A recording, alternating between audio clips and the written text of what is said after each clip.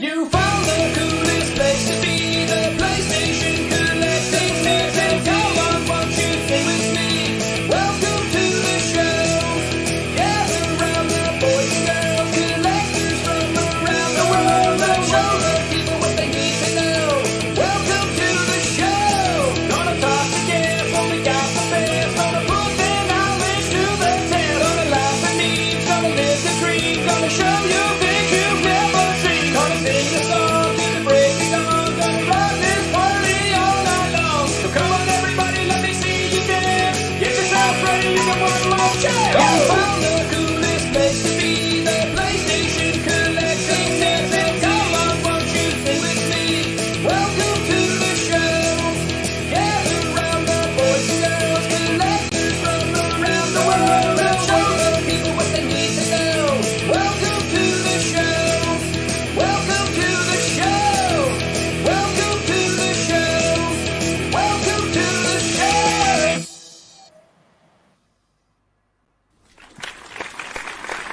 Yo. Hey, what's up, everyone? Welcome to Season 2, Episode number 14 of the PlayStation Collectors Podcast. And tonight, we welcome back to the show, Reggie. Welcome back, Reggie. Thanks for having me. Appreciate you Hey. guys. What's up, man? Good to see you, man. Get my mic a little bit closer here. It's all good. And yeah, and we may have another guest joining us at some point later too, but we're not sure. So we might see John from Intrigue Gaming as well. Yeah. It's a surprise. We like to keep things exciting around here. So, Reggie, it's been about a month since we've seen you. Last time we seen you, you were down in Texas for the convention. Yeah, I was at the Game Fest, man. That was a really intense expo. Very packed. I thought it was like their third show. It was like their 16th show. So they had been doing it for a while. And man, people were ready, dude. You know how we talk about like prices, you know, like how they're getting higher and stuff like that, and no one's gonna buy a lot of their stuff. A lot of the casual gamers don't care, and they're like buying everything they see that they like, which is pretty insane. Because I barely bought anything at that show, but I just saw a lot of people buying like just dropping money on stuff. I was like, wow, dude, crazy. Because I come from an era where prices were like on the cheap, pretty much, or just more fair, I would say.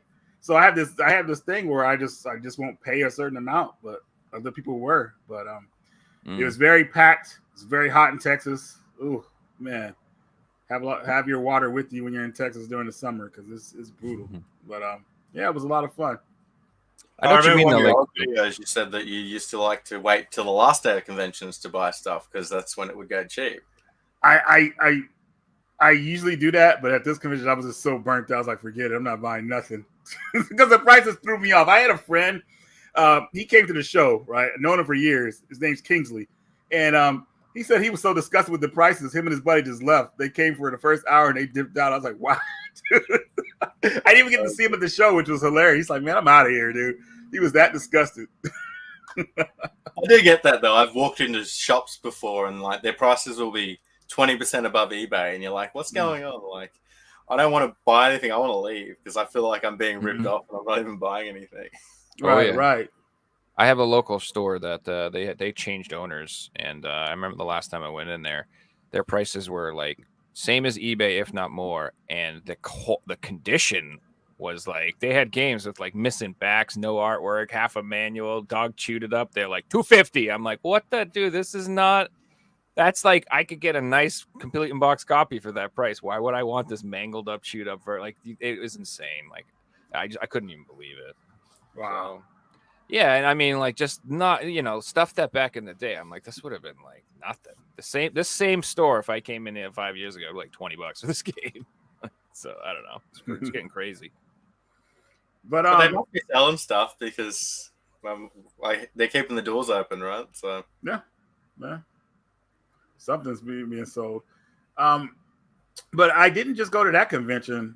Within a couple weeks later, I went to the Phoenix Game On Expo, which was a lot of fun, man. Oh my god, that event! Like going to those events with friends. Like most of my friends came there, and they had a great time. We all went out to eat, got to hang out, and it's just like, man, it was so crazy.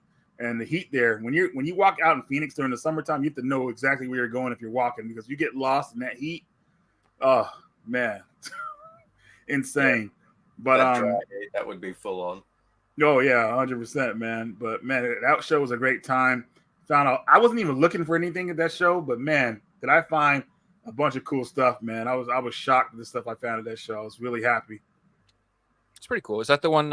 Is that the one that Joel runs? Your buddy Joel? Doesn't he have something to do with that one? So Joel, what he does, he runs the panels pretty much. So he makes sure the panels go smooth, the sound, filming some of them, stuff like that, make it really comfortable. You got water because talking on those panels, you're talking a lot. You need to get thirsty, so he makes sure everybody's taken care of. So that's what he mainly does.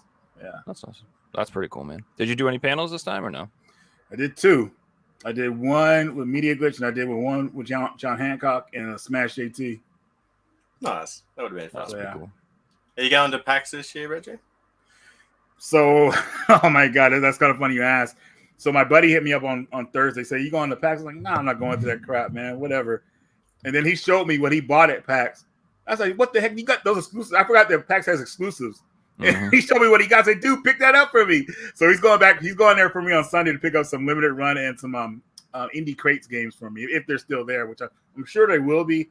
But he showed me the Castle Crashers for Switch. They had a physical by some company. I don't know who even did that, but and there was only 200 of them. I seen it on Twitter yesterday. I'm like, oh, there's only 200. Really? Oh my God! Yeah, I hope he 200 of the cover versions. Dang, dude, they're probably gonna be sold out. But we'll see what happens. I don't know. But he showed me that, and he's going back tomorrow, so hopefully I could get that. But I usually don't go to PAX anymore because it's just more like premiere type stuff. And, I'm not, I guess I would just go there for like to buy stuff, like maybe like that. But usually I don't go. This is not my thing. Too many people. Yeah, I'm not. They used to be back in the day.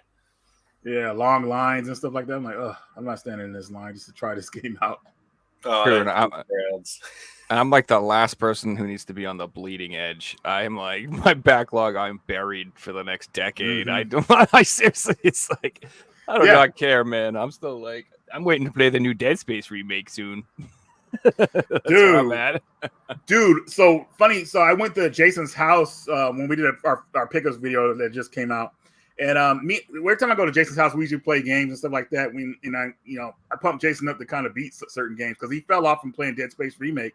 I said, man, why you should beat it? Let's beat it. So we picked it up where he got stuck at. He figured the puzzle out, and then I took over the rest, and we beat the game, dude. It was so intense, dude. But that remake is so badass. You already know that the second game is already greenlit. They're already working on it. They try to act like they're not. Say, hey, would you guys like to see Dead Space remake 2? Like, of course, guys. We know you're working on it. But it was amazing. I had a great time playing it. I'm gonna buy it on PS5 once it becomes like $20 because I'm not paying $70. Yep. So I'm gonna wait. I'm waiting for a used copy or something like $20-$30. Yeah, because I played that game before. I think what happened with that game was, I guess it's just annoying to kind of remake it. I mean, try to port the PS3 copy in to the new generation systems. Maybe I don't know. Maybe it was just better to start from scratch. I don't know. But either way, I'm looking forward to that game, part 2 and part 3, which a lot of people didn't like part 3. I like part 3 with the co-op. I know it had the microtransactions, which annoyed a lot of people, but it was still a good game. I think they deserve a lot of props for doing what they did. Because look at a company like Rockstar doing a terrible job with the Red Dead port, where Dead Space was worth the $70. If someone hadn't played the PS3 version and they bought that day one, they're going to get their money's worth and they're going to have a great experience. Where buying the Grand Theft Auto trilogy or Red Dead day one, you're going to have a buggy experience. It's not going to be like when people played it back in the day for the first time. So we need to really give claps to companies that are actually doing what people want. Thank you, Retro Gem Collector. I hope you're doing well, man. Thanks, man. Everybody else outside's cheering for you too. That's amazing timing. Rumor has it that the Dead Space 2 remake is also on the way. Thanks, just like I said, he already knows. They're not fooling us. They know when they get how people went crazy for the Dead Space remake, how they were going. They knew it was going to make a lot of money for them, and it did. And part 2 is definitely on the books, and hopefully part 3 is as well. Because I guess I could say this now, like Dead Space 3 came out in 2013, so spoilers or whatever like that. But the game ended on a cliffhanger, so hopefully we get a Dead Space remake for part 3 in the next couple of years as well, and they could finish off the story what they wanted to do with it. Because part 3, man, if you played the DLC and saw how it ended, dude, you're like, dude, I can't wait for Dead Space 4, and then it never happened, So I was like, damn, what the Yeah, heck? it does suck. Well, if they sell well enough, maybe we'll see a Dead Space 4 down the line. I think they will with the way they're doing them now. I think we're in the era now where people will appreciate the Dead Space series more. You know what I mean? If that makes any sense, because I feel like the 7th generation just I don't know. There was a lot of stuff out, and Dead Space should have got more recognition than it did. At least it did, but it just I don't know. Part 3 didn't sell. They were under EA. You guys know how EA is. If they don't meet a certain sales number, then can it? We're not making any more, pretty much. So it's not like they're looking at series like Madden and FIFA sales numbers and Exactly. So it's like if it doesn't make those type of numbers, they're not interested in doing a sequel or whatever like that, which sucks. Because even Dead Space 3 got a greatest hits copy, so it would have sold 500,000 copies. It's not like it didn't perform or anything. That's a good point. Exactly. That's a really good point. Yeah, it did sell well. Yeah, that's kind of strange now you think about it. It did definitely get a greatest hits. Yeah, but it didn't have people didn't buy enough microtransactions. It wasn't a good games as a service, and that's probably like back when they really were into that, pushing that. So yeah, they were pushing it hard, dude. I remember I was like, I was almost tempted. I was like, no way, dude. I'm not getting sucked up into this, and I just played the game bare bones with it. What came on the disc, and I still enjoyed it. Yeah, I like to our topic tonight, which is our favorite video game generation. Yeah. So let's start off with what's our favorite video game generation. You want to start with this one, Reggie? Sure. And I mean, call me old school, but I got to go with the 5th generation, man. The PlayStation era, the PS1 really brought video games into mainstream, and I got to go into that. So back at least when I was in school. You got caught reading like a Game Pro magazine or Nintendo Power, man, you were instantly like a nerd or whatever like that. So you don't want to get caught with any of that stuff or whatever like that. But when the PlayStation 1 came out, man, and the game started to kind of like transition to like where, adults, adults could get into video games too. Games were more serious, I would say. Like when Resident Evil first came out, FMV. You could get eaten by a damn snake. It's violent looking scene. Silent Hill, stuff like that. People were like, "Whoa, this is intense." And then football games, sports like that, it just was more mainstream. So that was the era that really got me back into video games. So if you ask me what my favorite system of all time is, it'd always be the PS1 because I remember my first time playing it, how I felt. I remember when I came home, my mom had the PlayStation system waiting for me. She also had the groceries out from the store and told me to put them away. And I was in the middle of putting them away, but then I kept looking at that PlayStation box and I took it upstairs. So let me hook it up just a little bit and play a little bit. Ended up playing for like an hour. My mom came home, was pissed because the groceries were still out. I felt so bad. I still feel bad. Like, man, all you do is you didn't put away the deli meat. God damn it! I did not put it away. I was up there playing that PlayStation, dude. It was just like a whole another world, And at that time. I had saved up and bought 2 games before I even got to PlayStation because this is back when the games stopped coming with systems. Like the N64 didn't come with a Mario game. You had to buy it separately, which people were like, what the hell? So the PlayStation, it did come on a demo disc, but I wanted to be ready. So I had the Resident Evil Director's Cut ready to go with the Resident Evil 2 demo, of course, and I had Mega Man X4. And I didn't have a memory card, but I just left the PlayStation on just a little bit longer just for saves or whatever like that. But it was that experience just kind of blew me away. And I just like, dude, like, I'll just never forget that. That's why the 5th generation PlayStation 1 will always be my favorite system. And then the 6th generation falls in line, PS2 era. Come on, no one could doubt that, era. But I feel like it was the golden era of video games when a lot of people could create games without having to worry about,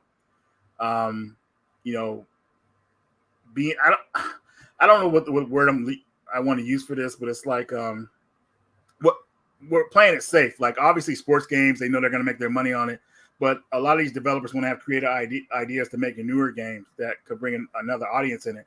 I think a lot of developers had a lot of freedom back then to create different IPs, than they do today. Because today, if you create an IP, it doesn't sell well.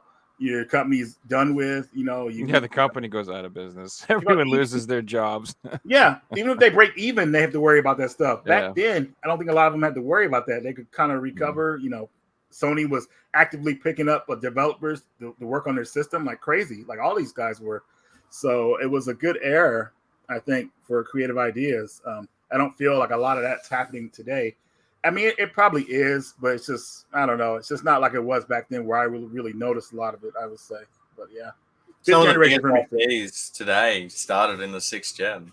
Crash Bandicoot and Spyro the Dragon. They all started on the PS1. Yep. Or it was the N64, but it was the same generation. Dude, you want to know something funny? A lot of people don't know this. I actually got an N64 before I got a PlayStation. It came out a year before. It did, didn't it? Well, no, did it? Maybe. Well, at least in America, maybe. No, America. I don't even remember. Wow. I could be thinking of released in the UK. What did Sega put out? The Sega CD. That was definitely a year before PlayStation. Oh yeah, definitely. My first experience with the 5th generation was a Star Fox 64. I went to Babbage's and I remember they had a display of the Rumble Pack and this dude was playing. I was like, dude, I got to get an N64. And I got the N64. Star Fox looked like you were playing the year 2035. Oh man, that came out, dude. Back when we were there, that really was. You look at it now, people are like, what? But at the time, it was looking into the future for sure. Oh, definitely, man. The Rumble Pack, the first, Mm-hmm. Oh my god, amazing. But for the N64, that was like the only game I had for it. So I was like, time to move on to PlayStation.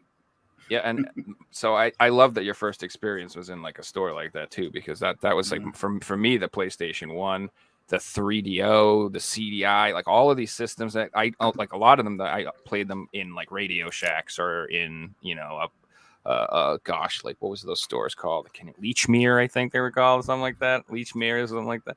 They used to have those kiosks, and so for me, for PS1, first experience I ever had is they had a Twisted Metal on a PS1 kiosk, and I had a really similar experience with that generation too, because we're pretty similar in age, and I was getting to the point where I was getting a little bit older, and I'm like, I don't know if I'm going to keep being into gaming much more because it's like Mario and cutesy and Yoshi. And I feel like I'm getting out. I'm a little old for this stuff. And then PlayStation 1 came out and it was amazing. So I played Twisted Metal and like immediately was like, this is badass. This is definitely way more badass than anything I played on Nintendo for sure. This is insane.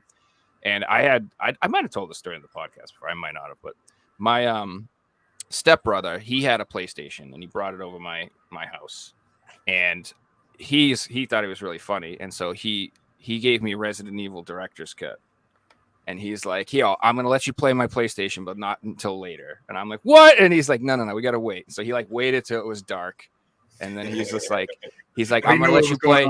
He's like, I'm gonna let you play the whole night. I won't even bother you, because back then it was like I had mad brothers and sisters, so you always fought for the controller. Like you got fighting for gaming time was like a thing. So he's like, I'm gonna let you have it all night, just you. I'm like, oh yeah, it's gonna be the best.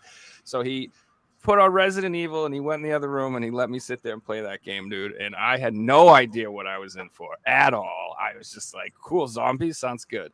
And I remember playing it and just being like, what the hell is this? This game is freaking me the out. Like, what is going on? I couldn't even, I was like, and I thought it was me. I was like, am I crazy? Like, I don't know. Why am I so freaked out? Nah, it's just the game, man. It's supposed to be fun or whatever. And then, like, that first scene where that first zombie turns around and tries to kill you, my tank control skills were garbage. So I'm shooting the ceiling and the floor and I'm spinning around and I get murdered by that first zombie, dude. I freaking come running out. I'm like, what is this?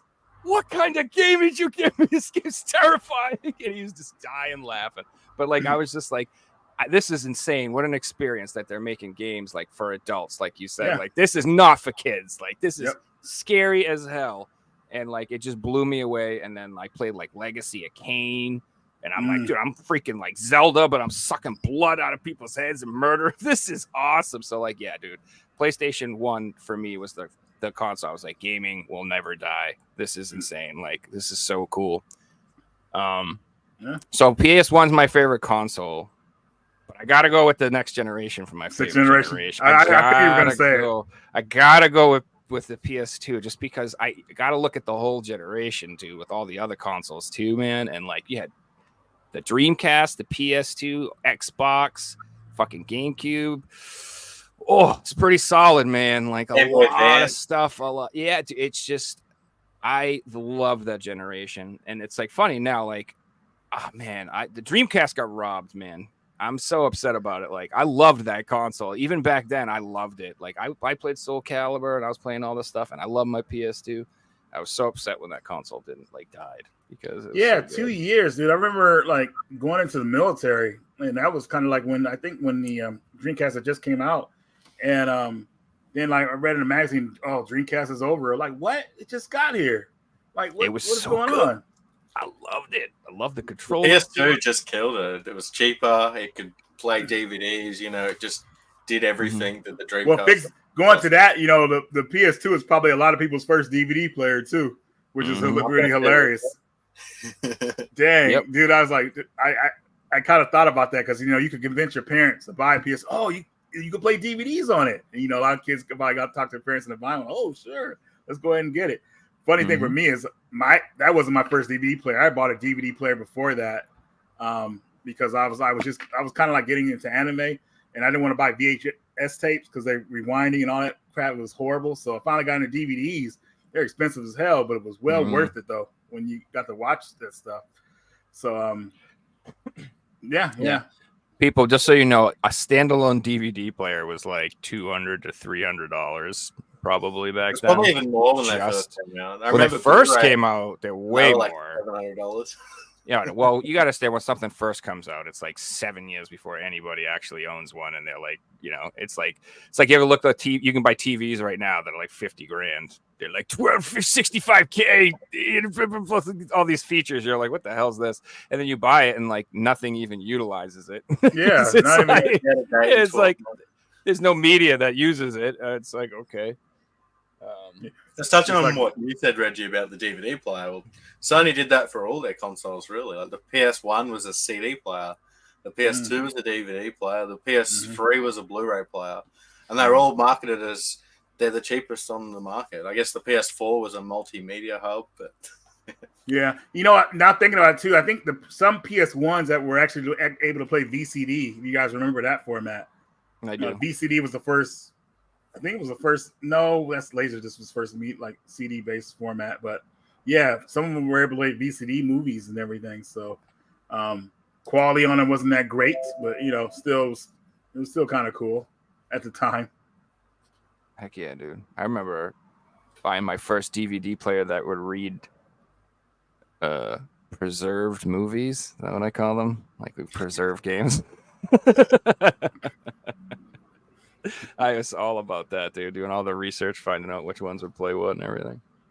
But I definitely think 100% the PS2 being a DVD player was a huge driving factor in the sales because, if it's a choice between the systems, that's what. And also, which I guess Sony doesn't care about anymore, but the PS2 was completely backwards compatible with your PS1.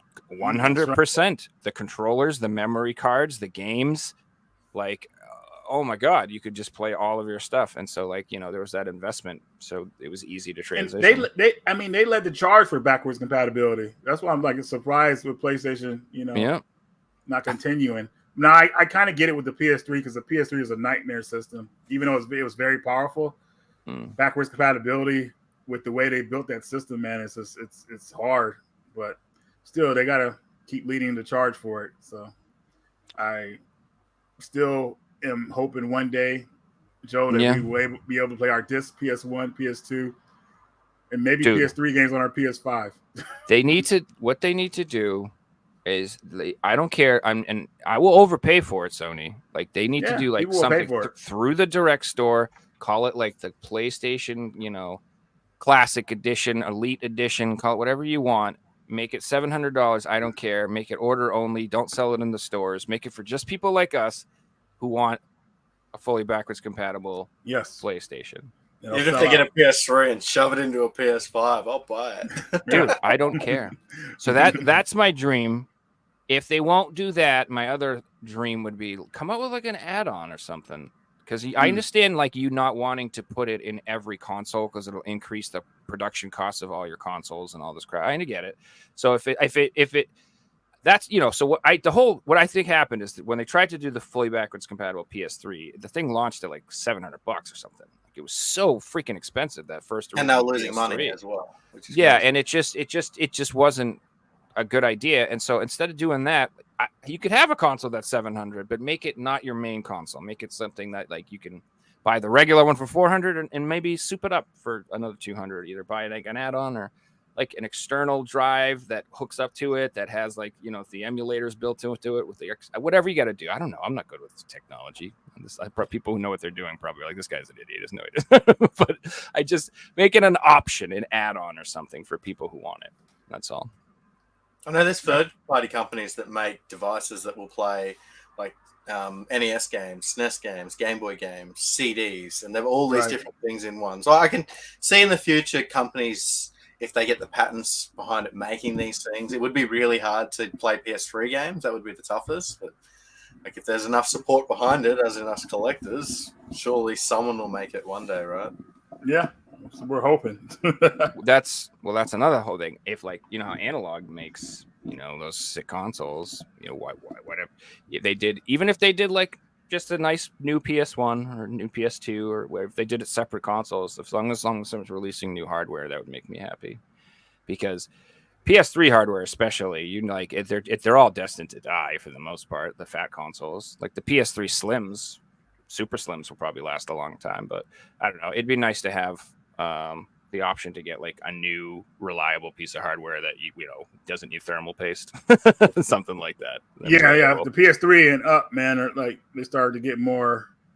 Yeah. One thing I wanted to bring up to you guys. So I had my PlayStation Vita ever since it came out, and I noticed on it the battery is pretty much going out faster, like a lot faster. But also the touchscreen is acting weird too. I think that's a part of the battery issue.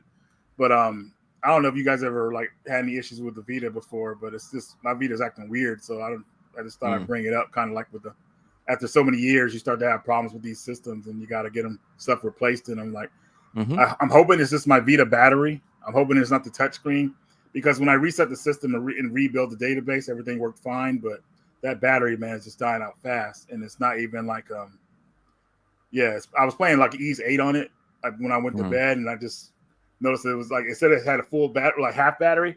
Then it said battery's low and just died. I'm like, what the hell? It said, yeah, half battery. I had a little bit more life left in here. But yeah, this is something else I thought I'd bring up with hardware. Are they easy to change the Vita batteries? I've changed PSP batteries before, and they're really be very careful. You have to open the PlayStation Vita at the top, not the bottom, because the ribbon cables are at the bottom, right? If I remember right. So you have to make sure you open it. When you take all the screws out, you open the top and go from there. I'm gonna have somebody else do it. I don't want to mess it up, because I know if I take it apart, I'll end up with extra parts when I put it back together. So I was like, nah, just let somebody else do it. It ain't. I wouldn't say it's easy. It's not like the PSP. You pop the back off and pop the battery. There's videos on YouTube, but really, it's just really, if you really want to do it like that. I mean, I don't think replacing.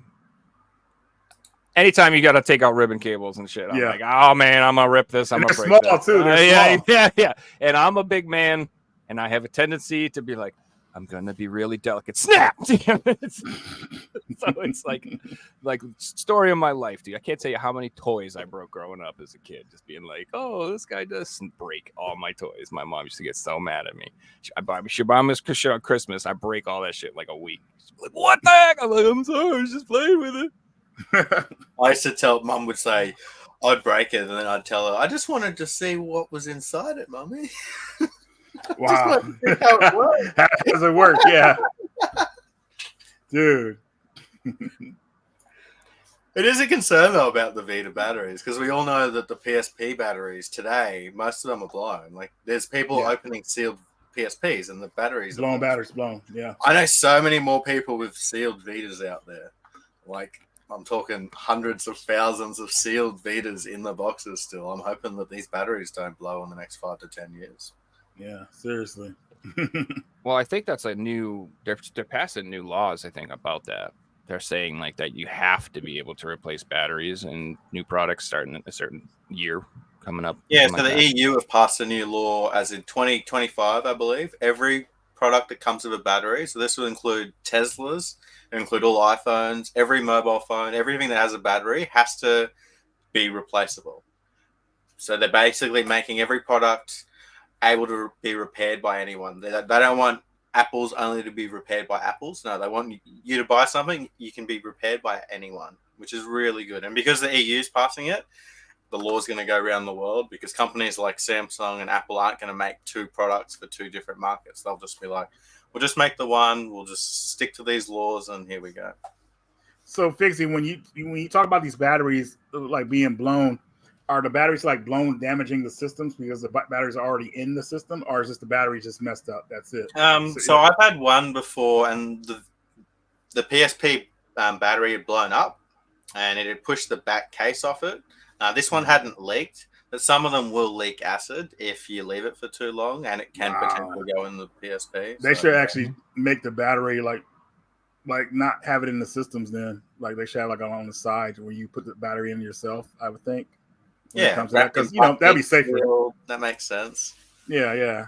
Wow, that's you just made me want to check my PSP Vitas. After this video, I'm gonna go check on them because I don't know, man. Jeez. Yeah, the good thing about PSP batteries is they're super cheap. You can get them for like $5, and you can change them yourself. I think you need a special screwdriver, but you can buy them for a couple of dollars as well. Right. Most of the batteries will come with it. The screwdriver. Yeah. There's another system if you're into. You should get used to maintaining it though, because like most PSPs screech like banshees. Like you play them and they're like. I'm just like, oh my lord, I can't be carrying this around. This is no good. But you can like go in and like oil them and fix them up and stuff like that. So yeah. Well, that brings me to my favorite system, and it won't be much of a surprise being the PS3 guy. 7th gen's my favorite system, but I do have some reasons behind that. Mm-hmm. So I believe that online gaming is great for connecting people all around the world. And the 7th gen was what started that. And it wasn't really the PS3. I would say the Xbox 360 really got people playing with people all around the world. It used to be free, guys. One with this PS Plus went up this week. PS Plus was free on PS3. You can still play PS3 games online for free. That was great. Like, it took this co-op experience in your lounge room to suddenly you're playing with people all around the world. Online servers. It was amazing, and it was the start of that. It was also the start of era where we didn't really get microtransactions. We did at the end of the cycle, but initially we didn't. It was great. We were getting trophies, achievements, and it was like HD, HDMI. It was such a good era. I went for a full set. There's so many good games on the PS3 library. I would say there's probably like 500 good games in this library, which is crazy, right? There's only 1,100 games in the library. The Wii was amazing. The Xbox 360, the 3DS, the Vita. It was just a great generation.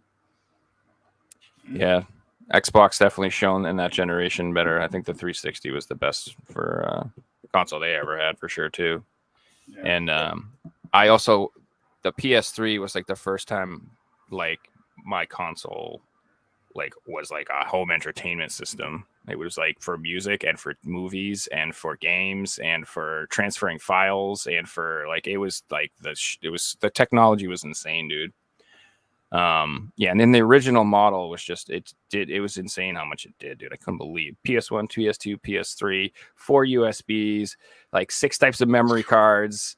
Like it was so bad. It went all out, dude. It was like a Cadillac. That's all I'm gonna. It was like a Cadillac. It was just so tricked out and so beautiful, man. HDMI and AV, like everything. Yeah. And, so they're riding off that high of the PS2, basically number one console of all time. And they were like, we got to do better. And I think they did. It's just, the price was just too high for the time. For what it wasn't. And people didn't really. For regular people. Right. And people didn't see the difference between Blu-ray and DVD at the time. They were still good with DVDs and everything like that. So I remember the PlayStation 3 was $600. And, it was kind of weird because like at that time, like Xbox 360 was already out a year before them. And and they showed you that people will go where the new technology is at. Like Sony thought that they could like people would come to the PS3 at that price range. And a lot of people kind of didn't buy the PS3 when it first came out. You know, they stuck with the Xbox, you know, and people were already gaming like that. So Sony had that, they created that competition. Well, they already had that competition, but they were behind and they didn't catch up to Xbox 360, kind of like towards the end of the life cycle. They finally caught up to each other. But yeah. Whew. I was going to talk about one comment that is a really good point. H2K said, Game Pass rules though. Why pay for PS Plus? And I agree with that today. I have Game Pass and I don't have PS Plus, and I'm PlayStation at heart. So like, Xbox are doing it right. They're not. Hey, how about that price increase for nothing with nothing extra? That sounds sweet, huh? So is the increase happened already? 40% increase. You can't just buy. Oh, you can't buy PlayStation cards anymore like you used to. You have to go. Wow, never mind. I just renewed for my year, like in March. So, but still, it's annoying. I think I have 8 months left, but I don't know, man. 40%, like. I haven't got it right now, and unless like a group of people want to play a game with me, and I want to play more than just 1 hour, I'm not going to be buying it. You know. Right. Wow. I'm not buying it for the free games that you're getting on PS Plus. You know that's not selling it to me. It's the online services, all the trophies and stuff that they've incorporated into it. That doesn't sell it for me. But Xbox Game Pass does. Like the option of playing it on your console, playing it on PC. Like Starfield just got released, brand new game. It's on Game Pass. Yeah, Fixie. So I got Game Pass a couple of weeks ago because I couldn't find a Chainsaw Massacre in any stores like a physical copy. So I said I'll just play it with the Game Pass. They charged me $1 for a trial, and after that, it's like $16. It was like $16 a month or something like that. It was whatever it is. I forgot what it was, but I was like, dude, this is amazing. Like all these games, like at my fingertips. Now the only caveat for me at the time, I don't have an Xbox system, so I'm playing on my PC, so I had to get used to the controls, like playing Chainsaw Massacre with a keyboard. But it was great. I got something for you, Reggie. So I've been playing on my PC as well. So if you get an Xbox third-party controller, $19. I've been playing it on this controller. It works immediately. Yeah, I couldn't find mine for some reason. It works. I was mad I couldn't find it, so I was struggling playing Chainsaw Massacre because I was doing good when the killer wasn't near me. Once the killer gave chase, I'm trying to like use a directional pass on the keyboard. That panic sets in. It's like, dude, they were probably laughing. It's like, why is this guy running like this? It's like, dude, it was pretty intense. But I had fun playing with friends though. Chainsaw Massacre is a good time. But not on the keyboard. But I got a taste of the game, and by playing it, maybe you want to go out and buy a physical copy of it, which I did. Yeah, but Game Pass is definitely. I mean, Xbox is one of their strongest points, man. I mean, seriously, you could buy an Xbox system and just don't even buy any games for it. You just buy Game Pass. And you have a bunch of games at your fingertips. You know, like it's amazing how many games they throw in there. A lot of exclusives. Games first come out, like the Ninja Turtles game, Shredder's Revenge, was on there. When it first came out, and I thought that was cool. So me and my friends played that as well. It's impressive what they have day one on that. Like it really is. And then you look at PlayStation, like you see the games they announced this month. It's for the regular tier. It's laughable. It's like, yeah, it's good stuff. The games, they're all right, but they're mad old games. They're like, games you can buy cheap. Then there are a few of them. Looks like that. I mean, you get like 2 games a month, or depending on what if you're on the. I forgot the different tiers that the PlayStation Plus has now, but I'm on the lowest tier. And we'll get 2 games, 3 games every month, but they're lame. I'm like, dude, no one wants to play this. You know, Game Pass is... That's crazy because they actually used to do good games back in the day. Back on PS3, you used to get 2 really good games every month. And like when they first started on PS4, you get like really good PS3 games every month. And then it just stopped. It went down to like limited run quality games. Sony's being cheap, man. Like Microsoft is willing to throw everything at the Game Pass. They're making they don't care even if it loses money, they're still gonna push it. Sony, I don't know, man. They're just too scared to like do something that I don't know. They just seem like they're scared. Releasing a game like Starfield day one on their service is huge too. Would be like The Last of Us or the new God of War being $10. That's what I mean. It's huge. But at the same time, I don't know if it is the most sustainable model because, like, did you guys see the articles about how it looks like there's some indie companies saying that they're like, struggling now because they're getting all their contracts renegotiated with the streaming services with Xbox and everything like that. Like, I think it was Devolver, somebody else too. Yeah. A lot of these companies that, they make like the smaller titles. Xbox are like, well, we're not going to pay you guys much to put this on there anymore. So, but I don't know. We'll see it all as pans out. I think that the same as streaming TVs and movies. Like the writers aren't making as much anymore because they don't have to pay them as much because it's just you're not making, you're just streaming it. Completely Correct. different, and that's why they're on strike. So we might see a similar thing in the video game industry down the line. Ooh, that'd be pretty crazy. So, I did want to ask you something real quick, man. Since the PS3, the 7th generation is your favorite, what was the last PS3 game that you played that was online? It was because of YouTube. It was Sniper's Invisible, Deadly, Silent. Oh, which is okay. an online-only game that was actually one of the best shooters I've ever played. They used part of the Call of Duty engine and just put snipers in this online-only game, and it's amazing. But it's a really rare game, and the servers are dead. So unless you've got 5 collectors who all own it, you can't play it. That's hilarious, man. The last game I played on the PS3 online was actually Resident Evil Operation Raccoon City, which is the game you guys have played that media glitch. I remember that. That actually looked pretty good. That looks fun. We love that game. Well, most of us love it. I don't think John just admitted he didn't like it, so I was disappointed. I was like, dang, I thought you liked this game. But yeah, I love that. He's a good sport, though. If he played it with you anyway, he is. He is. John's a good friend. That's a good friend. Yeah, he'll stick through it, man. He hated Dead by Daylight too, but he stuck with us a couple of times. He was fed up though towards the end, man. We're like, yeah, you gotta stop forcing him to play this game. So for me, I love Mario Party. But my friends, they don't like playing that shit with me no more because I just whoop their ass. And they don't want to play it, but they'll still. I'm like every once in a while, I'm like, will you play, please? They're like, fine. I'm like, you guys are. Thank you. How big of a Mario Party fan are you? I mean, I'm not the biggest, but I do love Mario Party. I played every single one of them, so So I went to a convention recently. The Game on Expo I talked about earlier, and there was a bunch of bootleg Game Boy Advance games in the box. You guys can see here, Sonic cool. Advance. Yeah. You can see Sonic's a different color. That's cool. They had this Mario Party Advance there. Oh, sorry, that's the glare. Nice. Oh, that's red. So it's the first game. Yeah. It's the Game Boy Advance had their own version of Mario Party. Oh, which is really cool. So, if you want, man, I'll send you this, man. Let me know.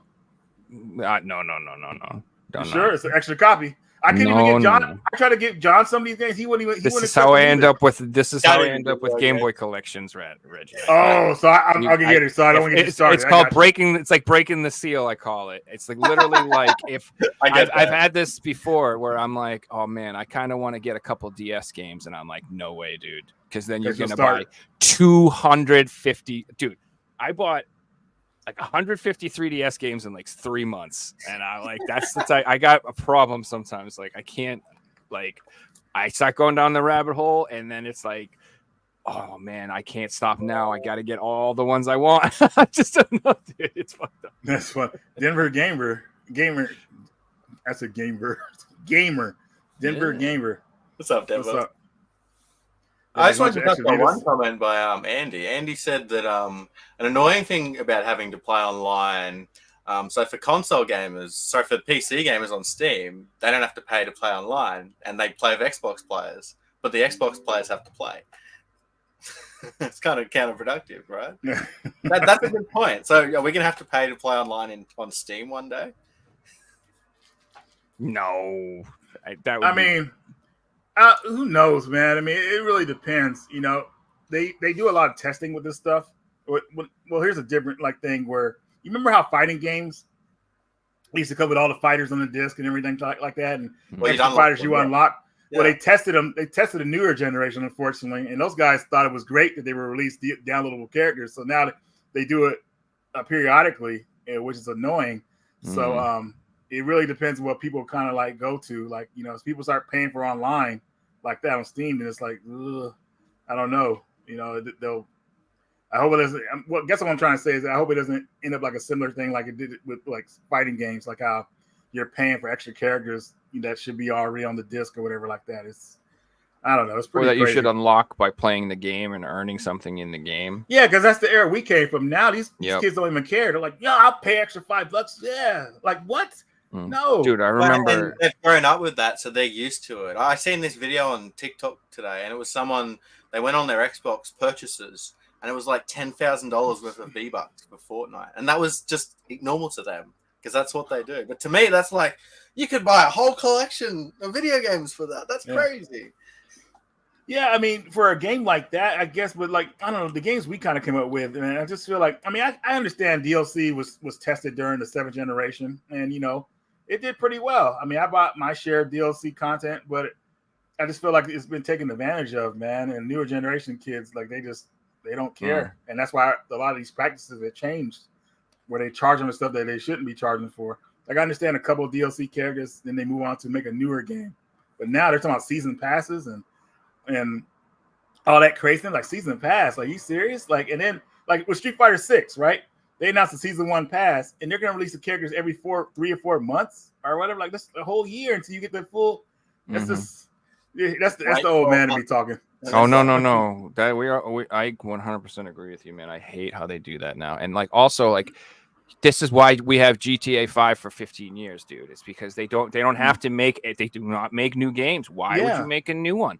Why Mario Kart 8 Deluxe?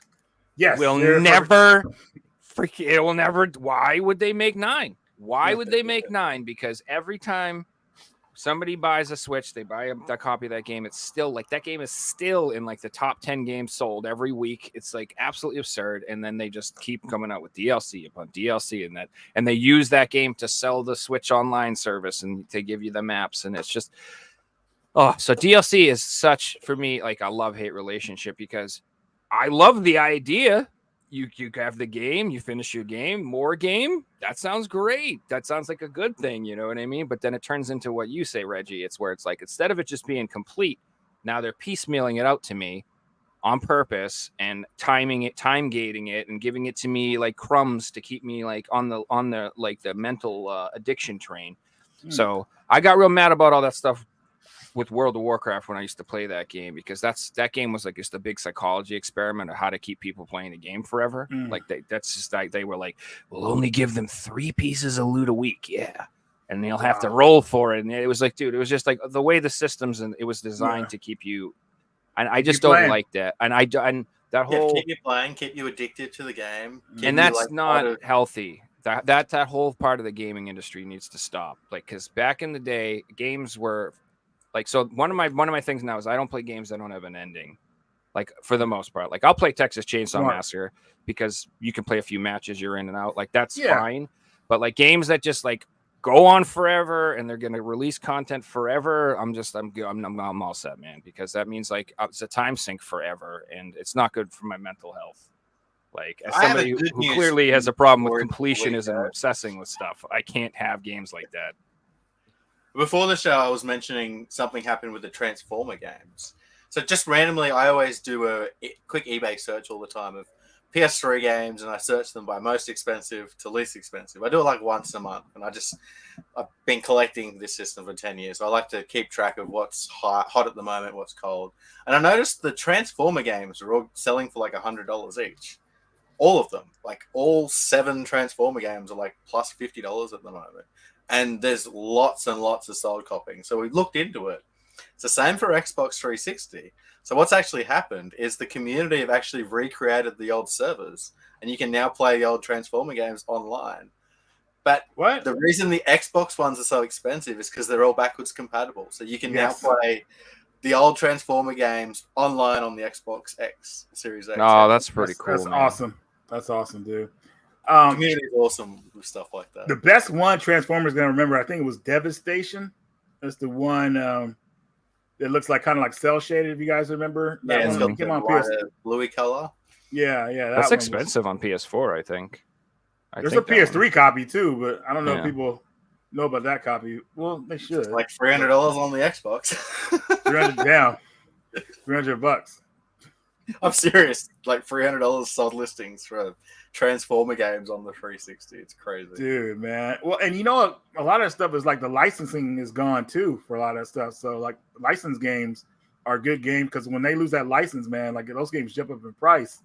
Because they're never getting re-released. Yeah, like Spider-Man, the Amazing Spider-Man Part 2, I think, or whatever like that.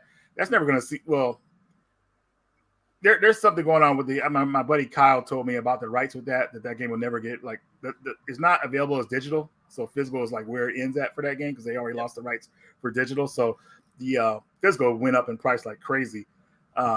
Another game I remember lost its license was remember Outrun Coast to Coast? Yep. Great game. It's a great game.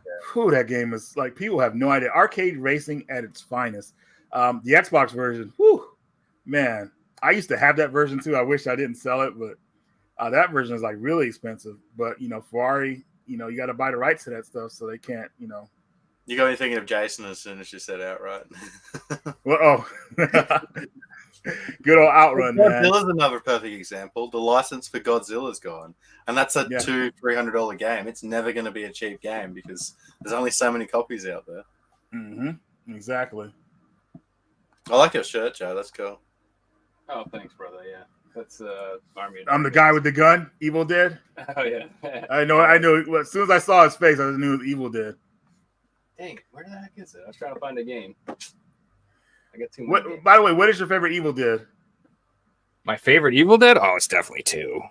Okay. I mean, you can't go wrong with picking part 1 or 2, man. Part 1, is more horror, but part two, they definitely had a better budget. So I prefer the campy, funny ones more than the scary ones. So like I do like part 1 and the new remakes and then stuff. I like them too. They're great. But I like Bruce Campbell is God. He's a god among men. He's literally to me like one of the best human beings that ever existed. The first one I saw was actually Army of Darkness. My teacher brought it to school and for some reason showed us that movie. And like we were, I remember we were dying, dude, because we never seen anybody act like that before. Like, this is my boomstick, and dude. I was like, "What is this, dude?" Like, this is so crazy. But when he's fighting the skeletons, and he's like, oh, and they're gonna poke him. There are so many parts of that movie, dude. The Evil Ashes. Did you ever see Ash vs. the Evil Dead? Oh yeah, of course. The first episode of that was so hilarious, man. When he stepped on that button and the shotgun flew up and he grabbed it and just I don't know if you can see it that well, but that red box right there behind my finger. That's the Ash vs. Evil Dead Collector's Edition Blu-ray DVD set. Ooh, nice. Comes with Ash vs. Evil Dead, Evil Dead 1 and Evil Dead 2, and it doesn't come with Army of Darkness, as stupid as that is. Because of the rights. Yeah, so that's in a different set. But this is what I was just looking for. I found it. But yeah, speaking of arcade racing games, I watched your pickups video, dude. And I was excited you showed this. We gotta play this sometime, dude. This game is dope, dude. It is, man. That game is so good, dude. And I love the neon look it has, man. It just feels, dude. And the driving with the analogs like that, dude. I never played a game like that before. So it's really cool. It's perfect. So you said you watched anime back then. Did you ever watch Initial D? Initial D, like Initial D, it's basically. I didn't watch Initial D until like I got to when I moved to Seattle. My buddy Emilio had showed it to me because he was really into all the racing and stuff like that. And that's when I got into Initial D. And I was like, dude, when I saw the racing, because I used to have the PSP game, and dude, the racing in that game is insane, man. Like it's like, dude, you really have to be on point, like when it comes to drifting. Yep. Because like that game has the rubber band effect pretty much. So if you mess up, they almost automatically catch up to you. But the anime was great. At the time, it wasn't caught up to the manga. The manga was good too.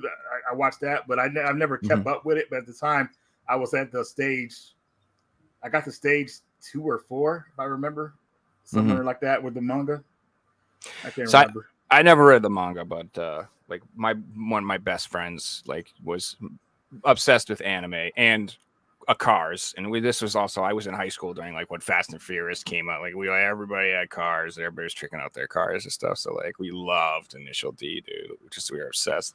So that game, it's funny. So like it came out. There's a PS4 version of that game too, and I've always been eyeballing it, and I meant to pick it up. And then I saw that they released the PS5 version with the DLC on it that has that Tri-Lights Rivals edition or whatever. Yeah, I picked that up immediately. I was like, oh yeah, that's pulling the trigger on that just because. Yeah, that's so cool that they did it's that. It's fun. The racing, dude, I love arcade. I like all racing games. I do like Gran Turismos and stuff. So were you a fan of Need for Speed? Hell yeah, dude! I Most have every Wanted? Need for Speed, all of them, dude. I have Dude, every one of them. I have them all. I love them, dude. Most Did you Wanted guys really play pulled me Duke in. on PS2, PS3? No, I didn't really play that one that much. It didn't at the time. It didn't appeal to me because I was playing like Need for Speed Most Wanted, but I would always see that game, but I never gave it a chance. A really good street racing game, and it Really? really gets into the mechanics of it. Yeah, I recommend it. It was really fun. Another one was Wangan Midnight on PS3. I got that one. That game is insane. I played it and I had no idea about the whole game, how you have to like race and everything like that. When you're racing in that game, it's all about speed. You have to be very careful because not only is the game about speed, it's about making sure your car is good. And my engine blew up while I was racing, and I didn't know it was. I didn't know that. I thought the girl, because the game's in Japanese, I thought the girl was like cheering me on. She's like excited, but she's like, "No, your fucking engine is blowing up, dude!" Like, Screaming the whole time. I couldn't understand. I thought I was wet because I was winning the race, but I couldn't understand what she was saying. I thought she was just cheering me on, but the engine blew up and I lost the race. But I was winning before that happened. But you have to really watch that kind of stuff in that game because it's about speed, but you got to make sure your engine's not gonna overheating or whatever like that. So, yeah, that was hilarious. Hey guys, I think it's time to play Fixie's quiz. All right. Let's do it. Andy, you want to join us for the quiz this week? I've got enough questions for you. Yo, how's it going? Andy, What's up, Andy? there What you up? are. Yeah, I'll join. Repping the Ninja Turtle shirt. Love it. Yeah. Before we start the quiz, I just want to update everyone on the stats from chat. So as you guys know, chat now participate in the quiz as well. So the first person to get 5 points in chat will win themselves a video game shipped anywhere in the world. So far we have Cyrus in the lead at 2 points, Windy Corner TV, Jimmy J, Jason Trickster, Banffy, Lulu Girl, and Mario behind, all on 1 point each. So chat, your question this week. Let me just pull it up. I've lost my mouse.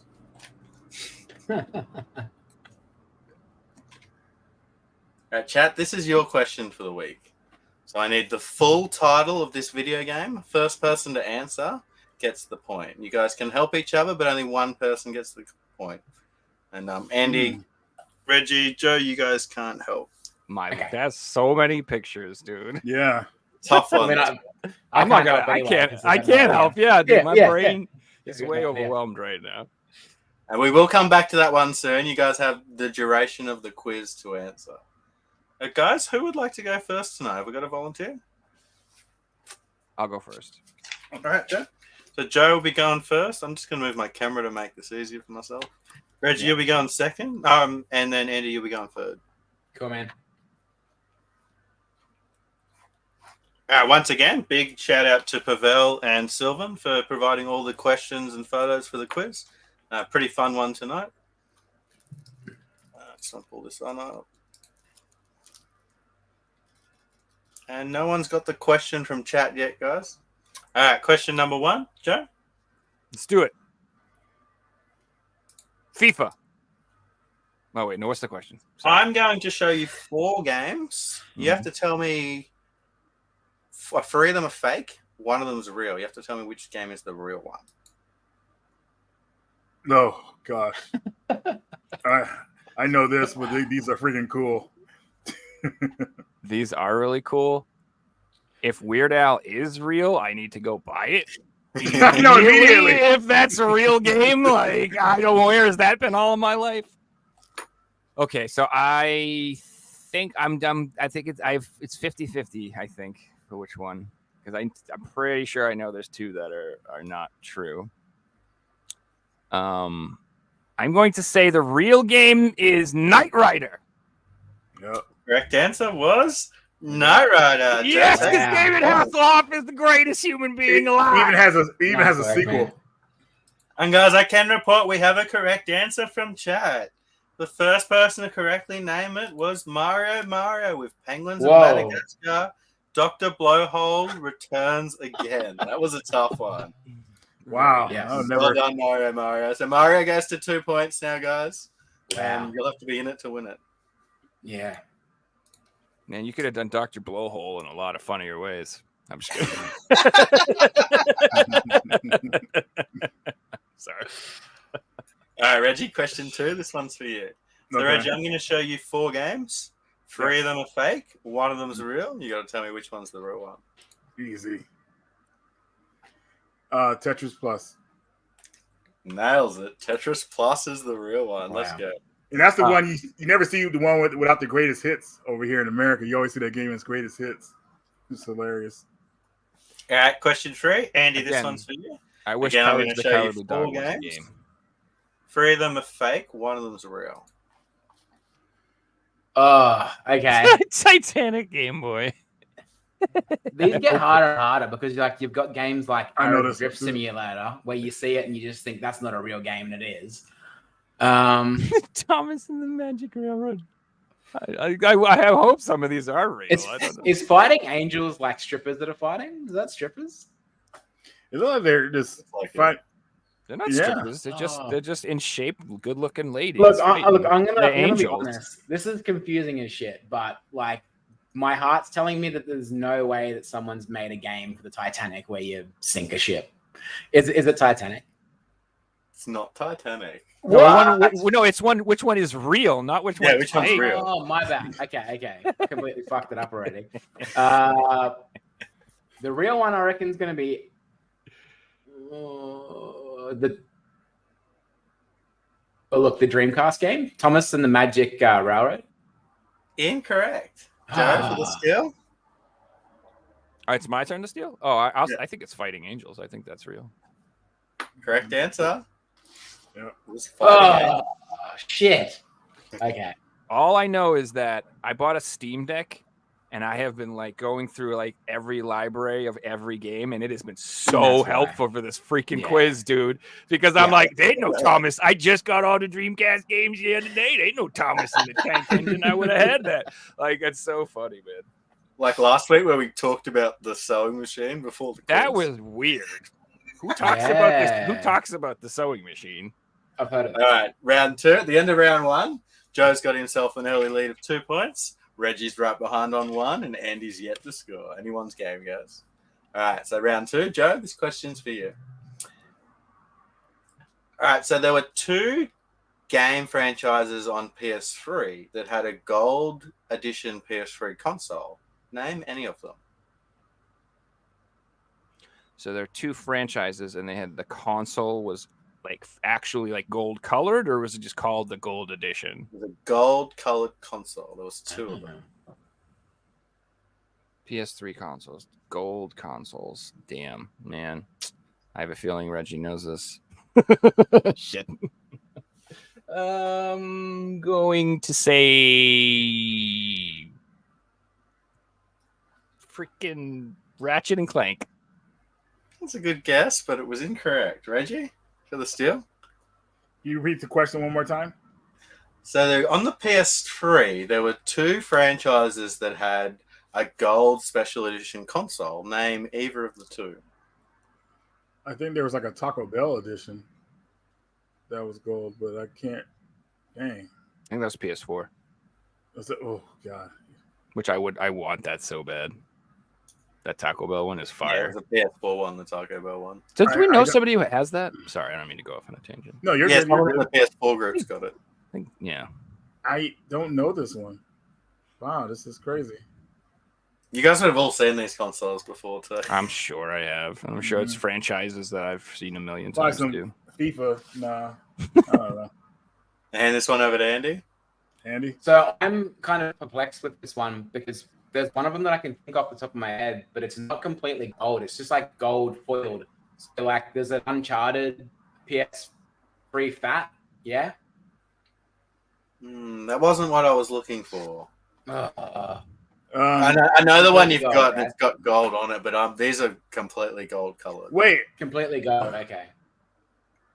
can we try one more time? I guess. Or I'll is that it? accept one more if you've got it. I'm just gonna go with Drake, Uncharted. Is there an Uncharted edition?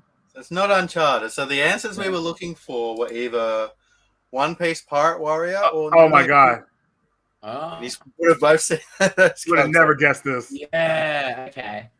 I've seen the One Piece one before. What was the other one? What was the one I've on the never right? seen those. Ni no Kuni. So they were both Japanese Oh. exclusive Yeah. consoles. Wow. All right. Question number 5. Reggie, this one's for you. Okay. What is the name of this PSP? That one was called the E. Started with an E, if I remember right. That was the 4th PSP. It didn't have internet on it. It only came out in PAL territories, and it was called. I really like the look of it, the matte finish. I actually want one Yeah. of those. They're pretty badass. I don't think it takes UMD. Oh no, it does take UMDs. Yeah, it just doesn't have Wi-Fi. The whole back comes out. Yeah.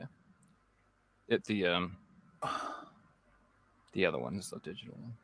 I can't believe this is like me and Jason actually did like a buying guide for the PSP. and I'm totally forgetting what this one's called. It's. I love the fact that you know the console and you even know where it was released. Yeah, you know all about it, all the details. What the exact name of it, because they didn't call this a 4000 series. It was called something. It had a letter in it. I think it was an E, and then it had something else.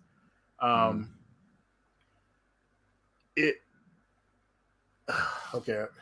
Andy left to cheat. He's going to cheat. By the way, everybody. Andy. Oh, if he comes back. Give me. I'm trying. I'm remembering that video. Me and Jason were talking about it. I think it was the PSP Street. Correct answer. PSP Street. Reggie gets it. Let's go. Nice, dude. I'm like, you've got it with E. You just need the couple of letters that come before it. I really want one of those. Was I right with the E anywhere? I think that was a part of the.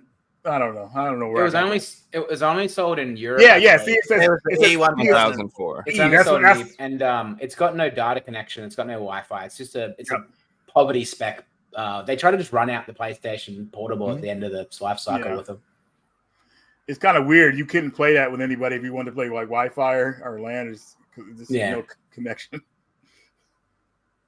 All right, question number 6. Andy, this one is for you.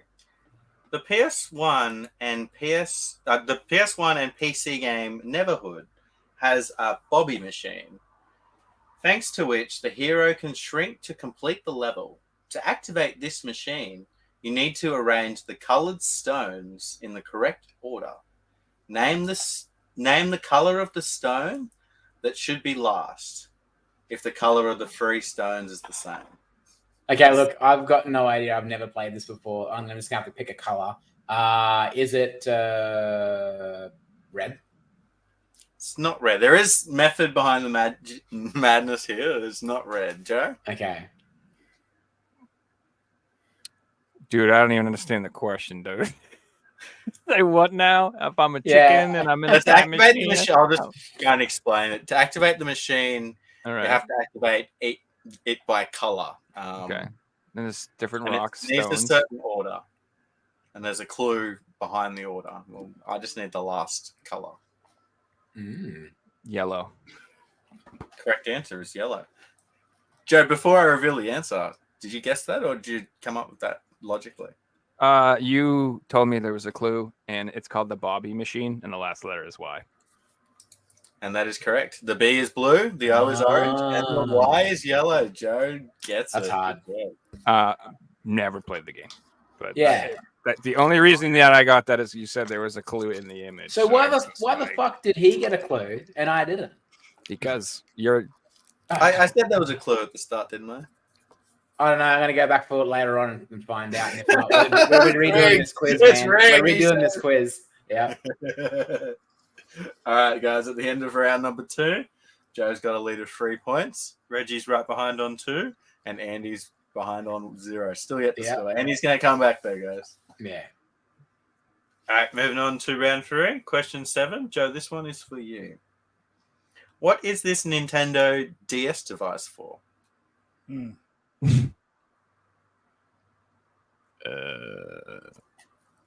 DS Vision Micro SD.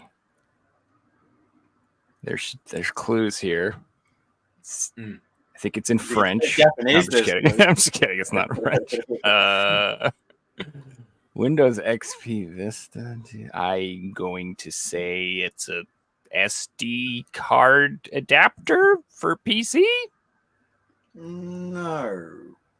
Incorrect. Don't make Reggie. me. This DS For device. blind people, because they have no vision. For blind people, SD adapter for no. All right, No. it's a Braille player for the DS. I. Does that mean you're passing, Joe? Yeah, I don't know. Those are my actual answers. Yeah, I'll I hand have this one idea. over to Reggie. Those are my real answers. I have no idea. Maybe a device for like 3D. Wasn't a device for 3D, Andy? I'm gonna take a stab in the dark. Is it camera software? Wasn't camera software. So Hmm. the DS Vision was a device for watching media content. Oh, nice. Okay, that's cool. Yeah. So I guess you could watch stuff from your computer on your DS and stuff. Yeah. That's cool. Cool. All right, moving on to question number 8. Reggie, this one's for you. Okay. In what game did Kratos not appear? Everybody's Golf 5, Fortnite, Shovel Knight, or Mortal Kombat 10?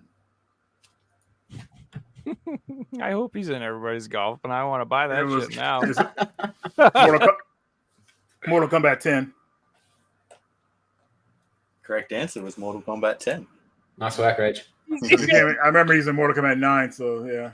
So that was easy for me. Yo, I gotta get that golf game Yeah, dude, that's good. straight up. The Hollow I Knight love- one's pretty cool as well. I love golf games. That's another weird little collection. I have so many golf games. So They're fun. Especially Everybody's I Golf. love golf games. Everybody's golf, the Yeah. Nintendo Golf on Game Boy. Hell yeah. You're playing the deck at the moment a lot, Joe. Maybe look at a game called Curse to Golf. It's on Steam. It's really good. Mhm. So they limited run put that out, and I bought the Switch copy. So I will I will let you know how it is in 2026 when it arrives. Damn. They're ready to run, man. They gotta get those games out faster. Yeah. Well, I'm cheap, and like I buy like 4 games at a time to save on shipping. And also, if you buy one game at a time, they tend to ship you games in bags, and your games show up broken. And if you buy 4 games, you get a box. So I don't know if you know that. So I always, because I can't tell you how many limited run games I got that showed up broken, and I was getting so mad. I'm like, how come my non-collecting limited edition Amazon games can show up in one piece, but every special edition that I wait a year from you guys shows up broken in a bag? Like, I was getting so mad at them. I'm You like, gotta jump you through can hoops buy a to box return set it too. for like $5. Yeah, Yeah, they're they're like like- massive hoops to return it. Yeah. Yeah, Yeah, the and then limited run, they want you to send it back and sign this and like. Yeah, dude, they want a like, DNA sample, sperm sample, everything. yeah, it's just. Well, I gave them those for free anyway when I sent stuff back. But, I mean, it just irritates me. Like Amazon does it too. You know, you'll buy a collector's edition from them. It'll be like $80, and they'll ship it to you in like a piece of tissue paper. And I'm like, why would you do that? Like, Yeah. The And, Firefly like, edition of The Last of Us. Like, Yeah. everyone survived damage. and like they I remember like calling this. them, They all and I'm just like, complained. and I'm just like, hey guys, you notice I return every single one of these you send to me that are damaged. Why don't you just stop doing this and making my life hell and just give me a box, please? Just like put a Yeah. note on there. If I'm buying any game, if I buy a single video game from you that costs more than $60, for the love of God, just put it in a box. Just make that the price point. If it's And more then than $60, you'll buy a $10 greatest hits PS4 game from Amazon for $5, and it's like fucking packed like 4 knocks, and not Yeah, broken at Yeah, all. I mean, it comes down to the turnover of employees and stuff. You know, it's always someone new doing it, and Yeah. And no how much of a idea what shit they're they get, doing. like on a certain day, how much of a shit do you give about someone getting their, taking pride in your work, I guess, when you're packing something? Is this going to make it across the world without getting fucked up in this small little bubble mailer, Yeah. Moving back to the quiz, guys. We got question. number oh yeah, we're doing a quiz. Oh, the quiz. Oh, Geez. yeah. And Andy, this one is for you. Okay. Andy, Yeah, we what is got the only DS game that came with a Rumble pack?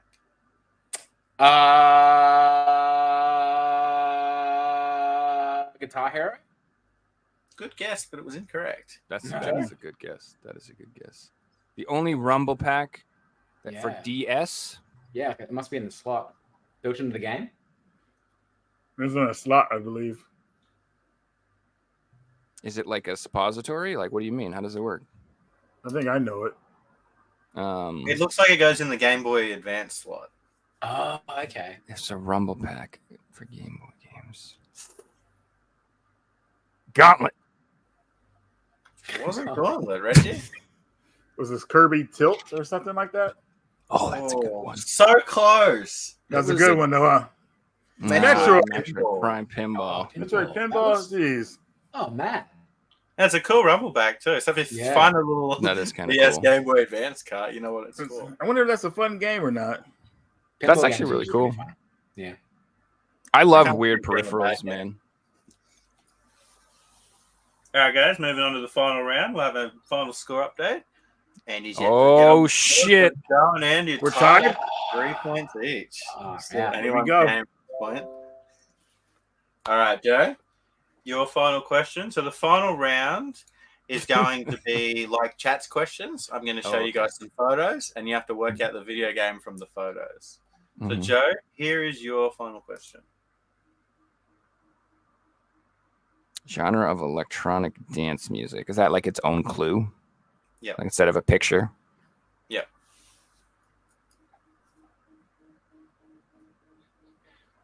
Okay, give me a second with this.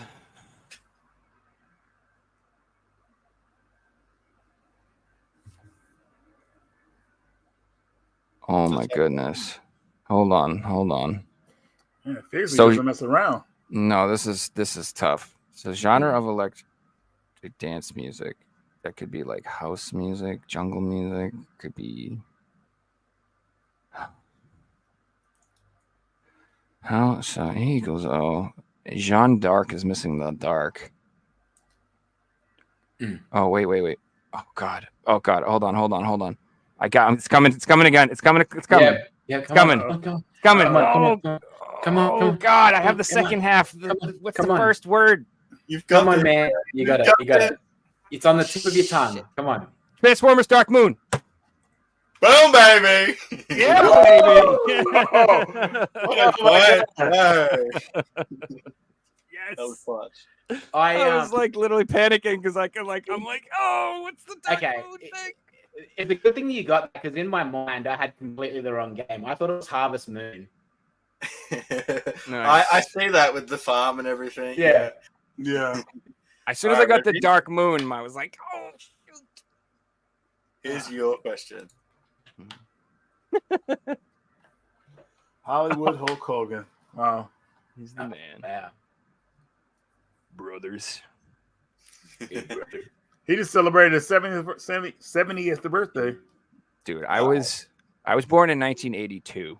So that man was my freaking hero when I was a little kid. I loved Hulk Hogan. Which version do you prefer, red, white, and blue, or the Oh, yeah. NWO? I mean, Red, White, and Blue and Ultimate Warrior were my two favorite was growing up. So that was, but I love the Attitude Era for a totally different reason. Right. So Well, I meant to say red, yellow Hogan versus NWO. Not red, white, and blue. the red, yellow is the one. I remember. OG Hogan. Yeah. I When he was gotta when he go was a good NWO. guy. When he was a good guy. Yeah, I can't blame you. Like I said, like I love that for a whole different reason. That because never mind, we're doing a quiz. So this is a question? Yeah. This is a clue. What game is this? Video game from these two photos. Oh shoot.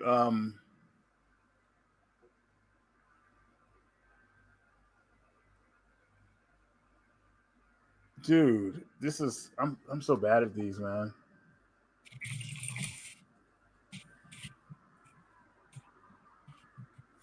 Russ, I gotta pass.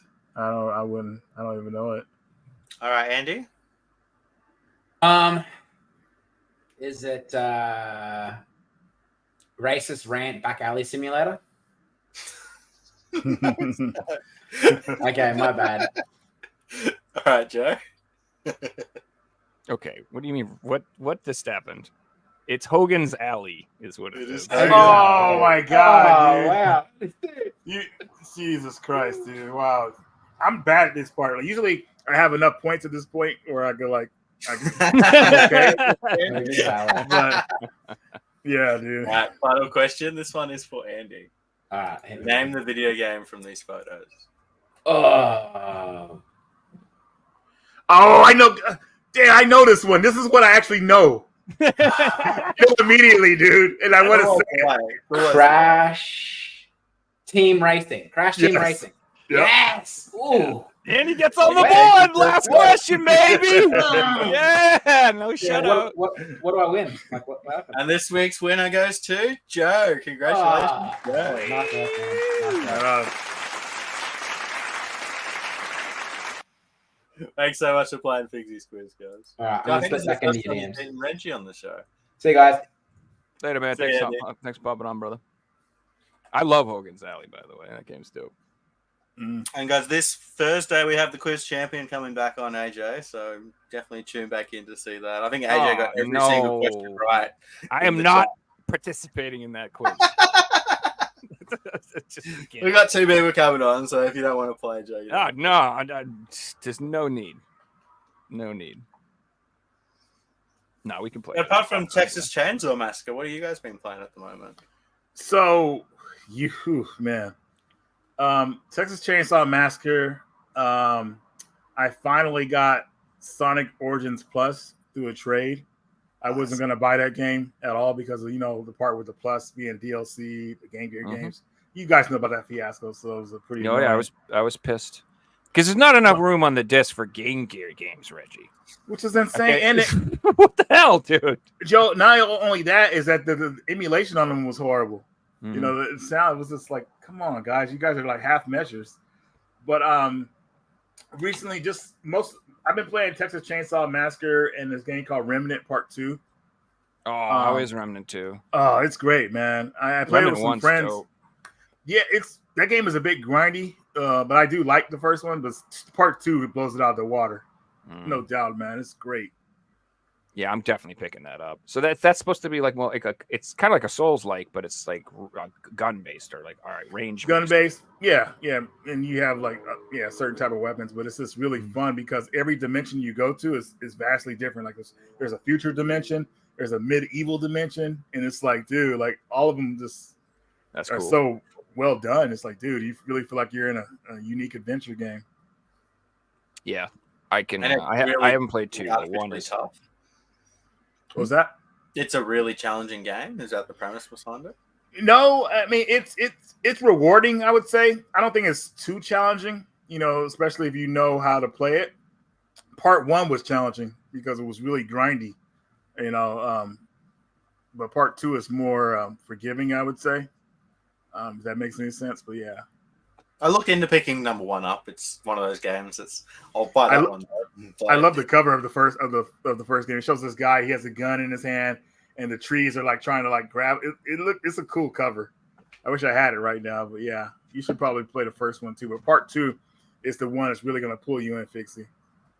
Yeah, that cover is sick, dude. I love that cover. Yeah, it's pretty badass. I do have that. You do have it. I was thinking of something else. Oh my god, dude! I gotta have my games inventory now because I'll forget certain stuff, man. It's dude, like the best thing that ever happened is that Amazon tells you now when you look at stuff last purchased on this date. You have no idea how many times I'm like, gonna buy this, and I already bought it. Yep. Okay, like all the time, dude. I so many times. I just looked and I ordered 2 copies of that Moon game for the Switch from Limited Run Games. I was just looking at my orders the other day, like, what the hell's on my games? And I look and I'm like, oh, damn, I bought that twice. Damn it. Dude, I still need to pick that one up, man. Everybody keeps saying it's a good game, like a good story-driven RPG. You want it for what I paid for it? I'll have 2 soon enough, friend. Yeah, we'll do a deal. Soon enough, you mean like 2025. Who knows? I ordered it with like 3 other games, so yeah. Baldur's Gate 3 looks amazing. I want to pick up Final Fantasy 16 and Baldur's Gate 3, but it's those games that you don't have to buy when they first come out because it's going to be the same experience in 12 months, maybe even better with DLC and stuff like that. That's the thing. Final Fantasy 16 just announced 2 paid DLCs, so now I'm not buying that game. I'm not buying it. I'm going to wait to the Royal Edition, the Deluxe Edition, the Super Duper Dragon Edition, or whatever. I'm waiting. I'm not buying it now. So. Fixie, Joe, I don't know if you guys want to see some pickups. I have some pickups if you guys are interested in seeing. Yeah, hell yeah. And we go like, okay. I got this from Jason. He knows I'm a big fan of Space Ace. I got to turn it on to make it look cool. Oh, I'm on the big screen now. Oh heck yeah! But you guys remember the cartoon games like Dragon's Lair and all that stuff? Mm-hmm. Yeah. Well, he hooked me up with Space Ace, the mini arcade here. Oh, that's cool. Oh, that's nice, dude. And these things are really authentic, man. Really on Yeah. point. Dude, And, even the coin things light up. That's Yeah, that's impressive. really cool. Do they Yeah, actually so you like push in and stuff like a real Oh yeah, coin yeah. thing? Oh yeah, That's cool. and stuff. So pretty cool. Very loud too, which is nice. Wait for it to turn on here, where you guys can. Space Ace, defender of justice, truth, and the planet Earth. You guys hear that? That's so cool. Oh man, Commander Boy. I'm just so many memories of losing all my money so fast. This game is tough. No doubt about it. Dragon's Lair and Space Ace were like, "Hey, do you want to lose $1 in a minute?" Yep. God, turn this off. Those games But are yeah. hard. Fun games though, dude. Very happy to have that. Yeah, I picked them up This- on the Switch when they came out though with the releases. Shoot, I got Run Saber at the convention. Game on Expo. This is like a 2-player Strider game for Super Nintendo. Oh, Sorry cool. about my lighting. I have like this light on right here. I don't have my main light on because I feel like this is just better for right now. Mhm. So my camera's kind of weird. But yeah, Run Saber, Well, it's an Atlas game, huh? Wife's Quest. Oh, dude, how is that? That actually I looks haven't- fun. I haven't even played it yet. Jason gifted it to me on our pickup. I think on our first or second pickups videos that we did. Then I got Trigger Witch. That game's awesome, dude. Damn, that glare is crazy. That's like Zelda with guns, and like old, Right. like Link to the Past, top-down Zelda, but with like guns. These are all East South Asia games, Reggie? Huh? These are all from East South Asia? Not all of them, just a couple of them. This one I got a couple days ago. See, I was gonna do a video on this one, This but I was is, like, no. This was their first PS5 release, by the way. It was because they skipped over the PS4 version, I think, which I Yep. thought was crazy. Like, what? This Really? was the For that first game? PS5 game that I actually bought. Was this game, and I Really? owned it for like 8 months before I owned a PS5. So this game, next game I'm going to show you is a sequel to a game I played back when I was a teen. It was an RPG, tactical RPG that was by Atlas. I picked it up. I enjoyed it for its tongue-in-cheek humor. But years later, they finally released a sequel to it, and I was going to do a video on it, but I just felt weird. I was like, no, I'm not going to do a video on this. It's Rhapsody Part 1 and 2 Nice, dude. for the PS5. Yeah, I'm gonna pick that up. Dude, these games are so freaking funny, dude. I mean, they crack me up. It's so weird, like, to get these games 20 years later, because I really wanted them back then, the sequel, but now, 20 years later, and on the PS5 of all systems, this game is, both of these games are like PS1, PS2, so it's like weird playing it on PS5, but still, got to get those trophies. Build up It's that cool score. to play old games that you enjoyed with trophies. I really enjoyed that. Yeah. So, This, but Oh, that go one, what's annoying is that version, the new one. I think that's part 2 and part 3, and Rhapsody 1 got re-released on the Switch in that Prinny's Yes. collection, but they That's didn't right. re-release it on the PS4, and that sort of stuff drives me mad. yeah, Because I'm like, oh, I want them both on the PS5. Why would you On the do same this to me? system, So you now know, I have to yeah. decide. So now what I honestly will probably do is I'll probably get that and then cough up the dough for the PS1 version, the actual PS1 version, because then I'll have the Sony versions, and that'll, like, in my mind, that is better than having a Switch copy and a Sony copy. Does that make Yeah. sense? That sounds get wrong, yeah, man. 100%, dude. Next game here, I got this from Retrobit, Glay Lancer. It's a shoot 'em up That's an game. awesome game, dude. That's a Dude, Genesis this- shmup, right? Yeah, this game is insane, dude. Like, it's really well done, and I love how they put the art on the back of the story and the Oh, that certain is stuff in the beautiful. game. I love the tag up the top too. Yeah, Retrobit, man, they really put out some cool stuff, man. They're really good company when it comes to retro. It'll take you a long time for them to get the stuff out, but when it gets to you, you're going to be smiling.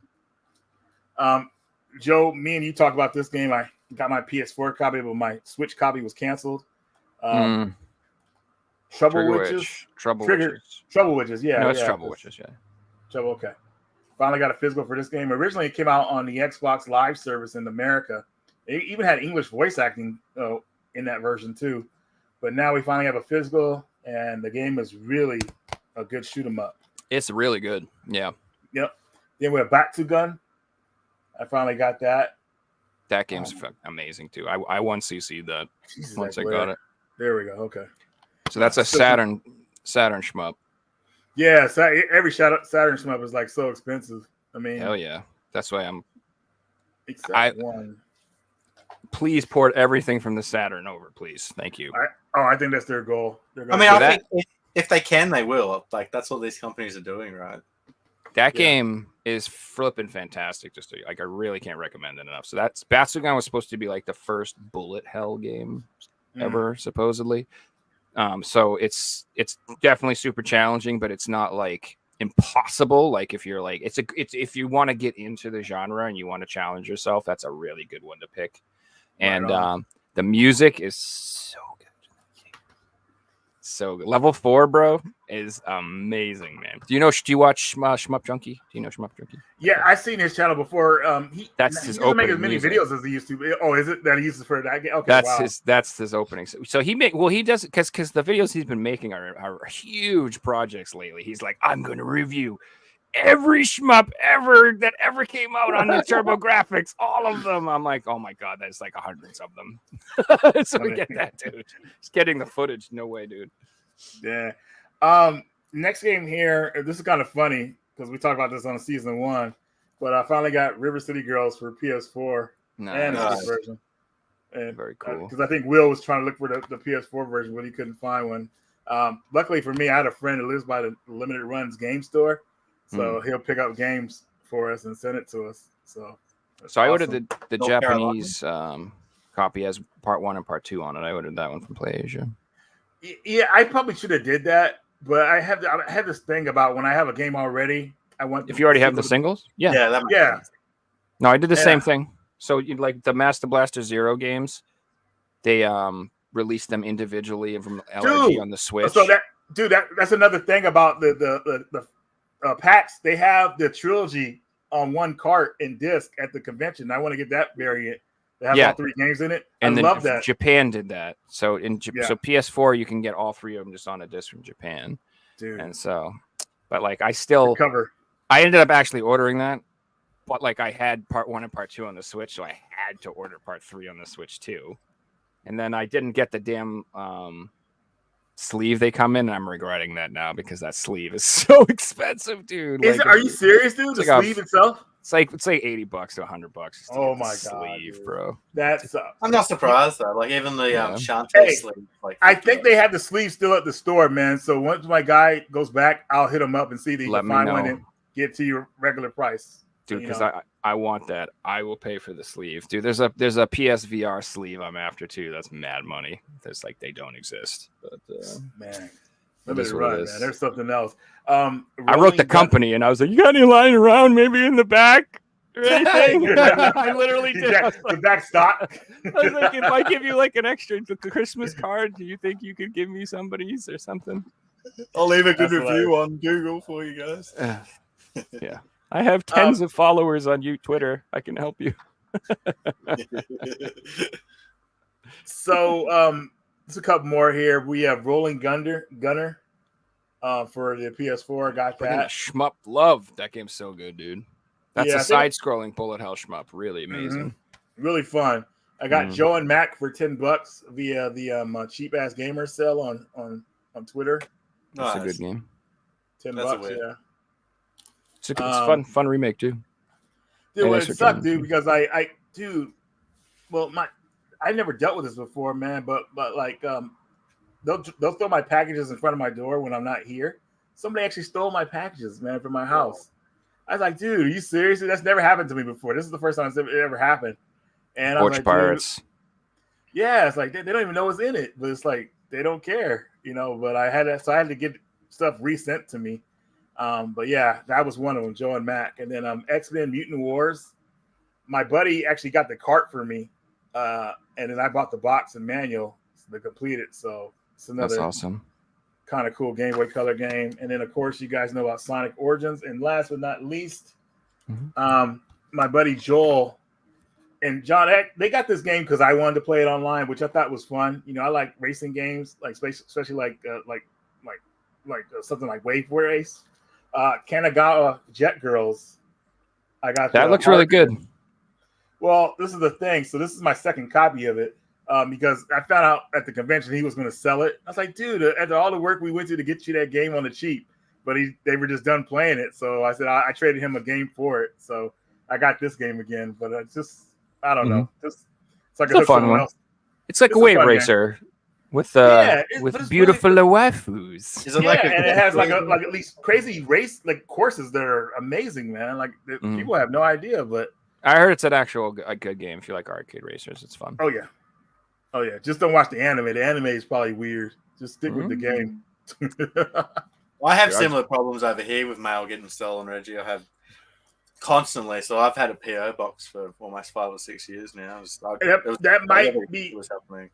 Yeah, that might be my next option, Fixie, because that just put me like that was weird. Like, luckily the stuff wasn't worth nothing, but if I was going to do a video on that stuff, then I had to delay it because some idiot just was up here stealing packages. So, can you imagine some guy opens it? He's like, "What the fuck are these French PS2 games? What is this?" Yeah, dude. Like weird crap Reggie ordered from Japan.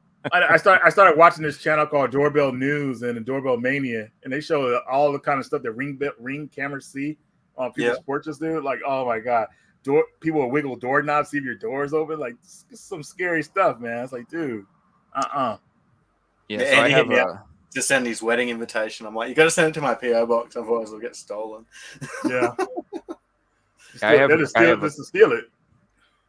I work from home, which is really nice because I can never have to leave my collection unprotected. And then I got a couple German Shepherds. That's the way to do it, boy. It's the way to do it. I'm like, come on in. Have good luck. You want to come in? Good luck. I'll sit on the couch and just watch and eat my cereal. Good luck, dude. Good luck. The advantages of working from home. It's great. Yeah, but I seriously do get like, I don't know if anybody else has. This is an interesting topic. Maybe we can talk about it another time. But like, I don't like being away from my house too long. For long periods of time, I get like seriously like anxiety about my collection. I'm like, what if someone robbed my ass and I don't know? Like, I get worried, man. Yeah, that's one of the reasons why I invested in cameras. I was like, dude, because I was doing that for a while, where I go out of town and I feel like weird, like being gone for too long. But the cameras help like nullify that, dude. Like, I can see what's happening outside, know what's going on, and I see why people are like into all that Ring camera stuff now. Because see the dog, see what she's up to when I'm not here. There you go. What do you got for pick up this week, Joe? All right, so I don't have too much stuff, but I got some cool stuff. So it's hard to keep up when we do 2 shows a week. It's like, how much stuff am I buying, dudes? You know what I mean? But I do have a couple things. So the first thing I got, this was straight up 100%. I call it Sean Powers purchase, which is Sean Powers just posts every game in the world that he buys, and I go, oh, I want that one. I think I know what you're about to show. Yeah, this Hell yeah! I saw that, dude. Someone posted it in the group, and I was like, a twin stick shooter, and it's like super metal. All right, I have to buy it. So take my money. Yeah, it was $30. Whatever, fair price. It is a fun stock game. It's not. I'm not gonna say I love it. It's okay. I played it with my buddies and it was fine, but this game is not the deepest game out there. The gameplay, the music is fantastic. The soundtrack's great. It's funny, but the actual game itself is okay-ish. That's the best I'll say about it. Funstock had put out Astronaut, which was pretty good. That is a good game. That's actually on clearance right now on Best Buy for like $10 for anybody who wants that game. It's like super cheap. Astronaut, yeah, it's super cheap for PS4 and Switch on Best Buy. You're looking out, brother. You look at it right now. Yeah, it was like $12, something like that, or something like that. And then, all right, so then, yeah, I don't want to discourage you from getting this game. It's a good game. Whoever made this game, I like your game. It's not a bad game. It's fun. I love the music. I love metal. Like I'm just saying, it's as far as Twins, it's not Next Machina level. It's not as good as Binding of Isaac or something like It's no Smash TV. That's all I'm saying. All right, so this is another PSVR 2 game called The Last Worker. This has been out for a while in PAL, but the ESRB copy just dropped, and so I just picked it up. And it's like you work in like a factory or something like that, and I don't know. It's supposed to be really heavily on the capitalism versus communism thing or something like that. I It like looks the good. album. Yeah, it's supposed to be really good. It's got really good reviews and it's super cheap. It's like $20. So if you're into PS White era games are collecting, pretty good too. I would get that. And then, all right, here's my other pickup, the big one. Not a game, but I did get it. Just like everybody else in the mother, probably. Ooh, baby. Wow. I was So waiting there for it is. That's the PS Spider-Man 2. Dude, I gotta say this box is fucking fire. Like, obviously that's amazing, but dude, look at the back of this box. Yeah. I want to display the back of this box. Whoa, So That's bad. Let's see if I can get it. that's so cool. We are Venom.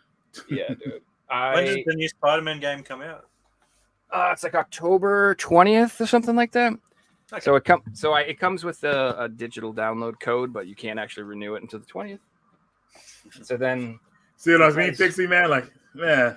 Yeah, you don't even get your game with your special edition console anymore. I had to do this too. That's So tough. I had to get the second controller to go with it Nice. because why not? Yep. And then because I have a serious freaking problem, my dudes, these were on sale, so I picked up 2 more of these so I could have all black controllers with my black PS5 and I bought the black charging. I got a problem, my dudes. So if you see, like, I have like a PlayStation 5 controller shelf here because I have like all these ones I don't need no more. So yeah, those are my big purchases. And He went all out, man. You know it's gonna be weird, man. If you Yeah. get that system and all of a sudden they announce a PS5 Pro, a Spider-Man edition. Yeah. I don't think, not that's that they fully will. back. That's fully backwards compatible. I know, like, not that they will. People will be pissed, but I feel like a PS5 Pro is around the corner. Well, like there was plenty of pros that was like they were pushing those special edition PS4 pros, and then the PS5 dropped. Yeah. They quickly stopped the special edition PS4 pros after that. There was like one every month at one point. Jeez, dude. But yeah, that's all I got to forward this week. That's it. badass, man. Yeah, I'm pretty I pulled excited some about that. cool stuff out to show. So I haven't picked anything up, but I pulled out some cool stuff from the collection to show you guys. Okay. So the first one's kind of interesting. It was the only piece that was like this. So it's a download only game, no disc, but it's compatible with the PS3 and the PS4. No, So this nice. is the only way to get Child of Light physically that is in English. There is a Asian version. I believe it's not in English. And PS4, I think, yeah. But yeah, it's a nice box. Doesn't This one Nicola have that? That's a good game too. Doesn't come with a case or anything. It's quite weird, but being a PS3 collector, I had to grab this one. Cool. And then the next couple of pieces, I believe, these are all Australian exclusive special edition Far Cry packs for the PS3. Now, the first one may have gotten a release elsewhere. I'm not 100% sure, so correct me if I'm wrong. So here we have the Far Cry 3 Insane Edition. Never. What's rare about this is It doesn't even look like a real photo. It looks like a fake picture on the front. you can pop this head in, and then it's like a trial thing, but this one hasn't been popped in. Never found one that hasn't been popped in before, so I'm keeping it like that. Look how insane he looks on the cover, man. It's like, Oh, he is. That's vast. Oh, I Jeez. see where that's so weird. The head is disconnected and it's a see-through thing. Okay, that's why that looks Yeah. so weird. I was like, that looks like a bad Photoshop. Like my brain wasn't processing what I was looking at. That is cool, man. Dude, Now, everything these you have is next such are a little good bit condition. rarer. These are both definitely Australian exclusives. So we have for Far Cry 3, this one's called the Wish You Were Here edition. That's creepy. Beautiful artwork. The bloody Comes in this knife. nice box. And you get all the DLC. I think you get a steelbook in this one as well. Far Cry 3 hasn't been ported, right? Oh, yeah, Far Cry 3 has been ported to PS4. Mhm. Okay. And Everything then- but 1, 2, and the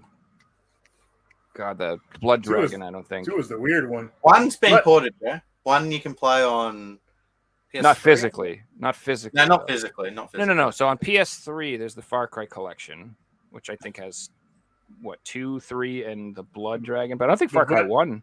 I don't know. what- Dragon's not physical though.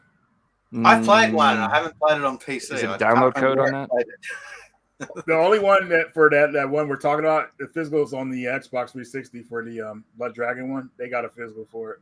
That got a standalone release, didn't it? Yeah, For I think so. Yeah. I know it's the on that Blood collection, Dragon but I don't know if it's- download code can be reused. Oh. I shared it in the group, and like 5 or 6 different people all downloaded it and all played it. So that's pretty cool. Really? Wow. Yeah. And the next one is really rare. This is the Far Cry 4 Blood Ruby edition.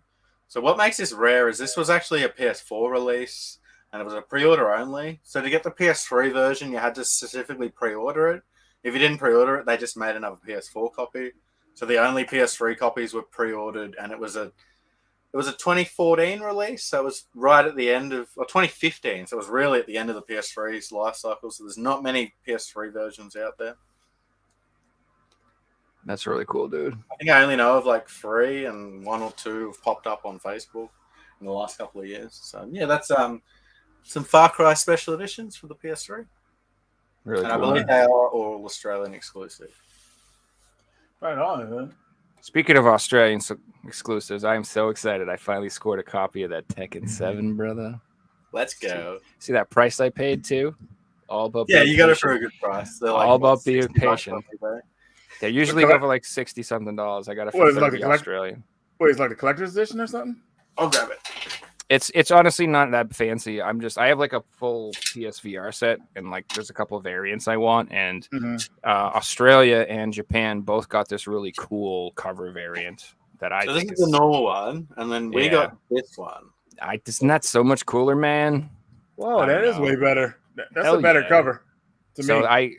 I got that version with the Australian one with the VR tag. I really wanted. You know it. about the Steelbook, Joe? I do, but it doesn't say VR on it, so I don't know if I 100% care to have it for my collection. Oh, yeah. Wow. I mean, Showing it's everything. cool, but like, my whole thing is I wanted every game that had the PSVR band on it. That was my thing in English, and I did it in like priorities. I got the American version if I could, the UK version if I could, and then after that I went. Australia also got Australians. it does say VR on it. That's tight. Oh, the slip cover does. That has a slip cover, right? But the Steelbook, But the does. Steelbook doesn't. Yeah. So, okay, I guess I do need to buy that. You son of a. Sold you, Joe. Damn it. Sorry. Well, if you want to include it in that package. I can find one. I definitely can. It just might take Alright. a little bit. All right. No rush. Australia's ESBR rating is more strict than other countries. So a lot of games will receive like a 16 rating in Europe or America. You guys have 16 over there? Or is it T? And you guys have less. T and I M think and yeah. But like a Matter of fact, 16 in Europe will be an 18 in Australia. You were So probably that's- young when this came out, but do you remember Rule of Rose? Yep. Did that come out? Did that come out for you? So Rule of Rose, the UK version got banned. It's now like the most expensive PS2 game. It's going for like $2,500. But it did get released throughout the rest of Europe. So like France, Italy, Spain all got copies. The Netherlands, and they're all not cheap, but they're a lot cheaper than say the North American version. Right. Australia didn't get it though. We didn't get it in Australia. There So was no Australia reason. didn't actually get R18 games until 2009, I believe. So I like the Manhunt games were banned here, and yeah, we just didn't get R18 video games here, and it sucks. you know what's hilarious now is that now we stream. They have like, do you hear like Mortal Kombat 1? They have to come out with like a baby mode so people can stream it. They're gonna have to come out. Yes, because it's so violent that if streamers stream the game, they get like rated as mature adult content and like flagged. And like, It's pretty So- brutal. I mean, seeing those X-rays or whatever they're Yeah. called now. so they're gonna come out with a like streamer mode for it, where it's like all the violent gore and stuff is like toned down significantly, so that they can stream the game and play it online. Which is just like, dude, we're going backwards in time here, guys. We really are. It's Seriously. just like we're regressing so badly. Like I really do feel like we peaked in the 90s and everything's just going backwards. It's like, what And the he was hell? just asking if that aligned with the ratings of movies. I believe movies was done earlier in Australia. We had always had R, and there was even X-rated movies, which I haven't seen for years. But yeah, we used to see like X-rated movies at one point. Yeah, he hasn't seen him for years, folks. You should see what that other room is behind him. No, I'm just kidding. Funny that there is an audience for that type of movie. When I worked at the pawn shop, we'd keep a box out the back of like old pornos, and there would be all these old guys coming in looking through the box every week, and they'd be like spending $100 on like 10 of them, and that was their weekend. Yeah. So that type of stuff, you're not allowed to sell porno movies on eBay. So because of that, and like UMDs is the same, the market is really underground for that. So UMDs is a perfect example. There's porn UMDs, and they're like $400 or $500 each. They're like the rarest form of media on the PSP is these pornos. How crazy is that, dude? Well, you know, you got to keep it. It's portable, bro. You need the convenience. That's why I was like, Escape Fix on the go. Like, let's go. You know, you'd be shocked, but there's some movies out there that are like $1,000 on the PSP UMDs, like Scarface. Scarface is like $1,000. Are you serious? Yeah, it's crazy. It's a $5 DVD, but the UMD is like $1,000. It's crazy. So UMD is another market. Wow. one of the things I wish that somebody would come out with, a company would make, is I would love an actual like consoleized version of the PSP, like where you could play, like comes with like TV hookups and everything, play it with a controller. That'd be dope if somebody came out with that. And I always wondered if they ever did that, would UMDs actually become collectible again? Because I feel like they're not, because nobody wants to watch a movie on their PSP. Like nobody wants to watch Wedding Crashers on a PSP. I mean, with Bad Boys, I don't know. But if you could put it on your TV, you might actually want to collect them because they're small and there's a lot of good movies, and that might be if you like collecting DVDs, I could see that being a thing. But I don't know. Yeah, there is a crazy scene for it. I'm on the PSP Vita collectors group on Facebook, and there's some serious UMD collectors on there. One guy I know from Mexico's got like well over 1,000 UMDs. His collection's absolutely amazing. And I got some. Oh, go ahead. Yeah, you'd be surprised. Like in the rarity terms, in terms of like UMDs over the games, the UMDs are much rarer in movies. There's more people out there with full PSP sets than full sets of UMD movies for the PSP. I gotta look at my collection again. Now, AJ, I know they have cradles with like speakers and stuff, but do they have docks that let you use controllers and stuff? So they have a dock for the PSP, the original one that was really awesome. It had these two speakers. It had two headphone jacks, so you could like watch the movie like. And it came in this like little fold thing. It was really awesome. I need to actually look for another one again. But the speakers were loud on that thing, dude. I mean, you could play games in it, watch a movie, preferably. But they had a lot of cool accessories for that system. I mean, like, man, I'm pretty sure they have what you're looking for, where you could just play the Vita like that, I would say, instead of like playing on television, unless you really want to, you know what I mean? So, yeah. Well, now I have the Steam Deck and it's over. I can put all of my PSP games and hook them up to my TV and play with my PlayStation. You know what I play my PSP mainly for now is that after the whole COVID thing, a lot of translations were completed in English for a lot of games. And one of the games was you guys ever heard of a game called Disaster Report? Oh yeah. I want to get that on PS4. Yeah, it's good. So Disaster Report 3 got an English translation on the PSP because the game only came out on PSP.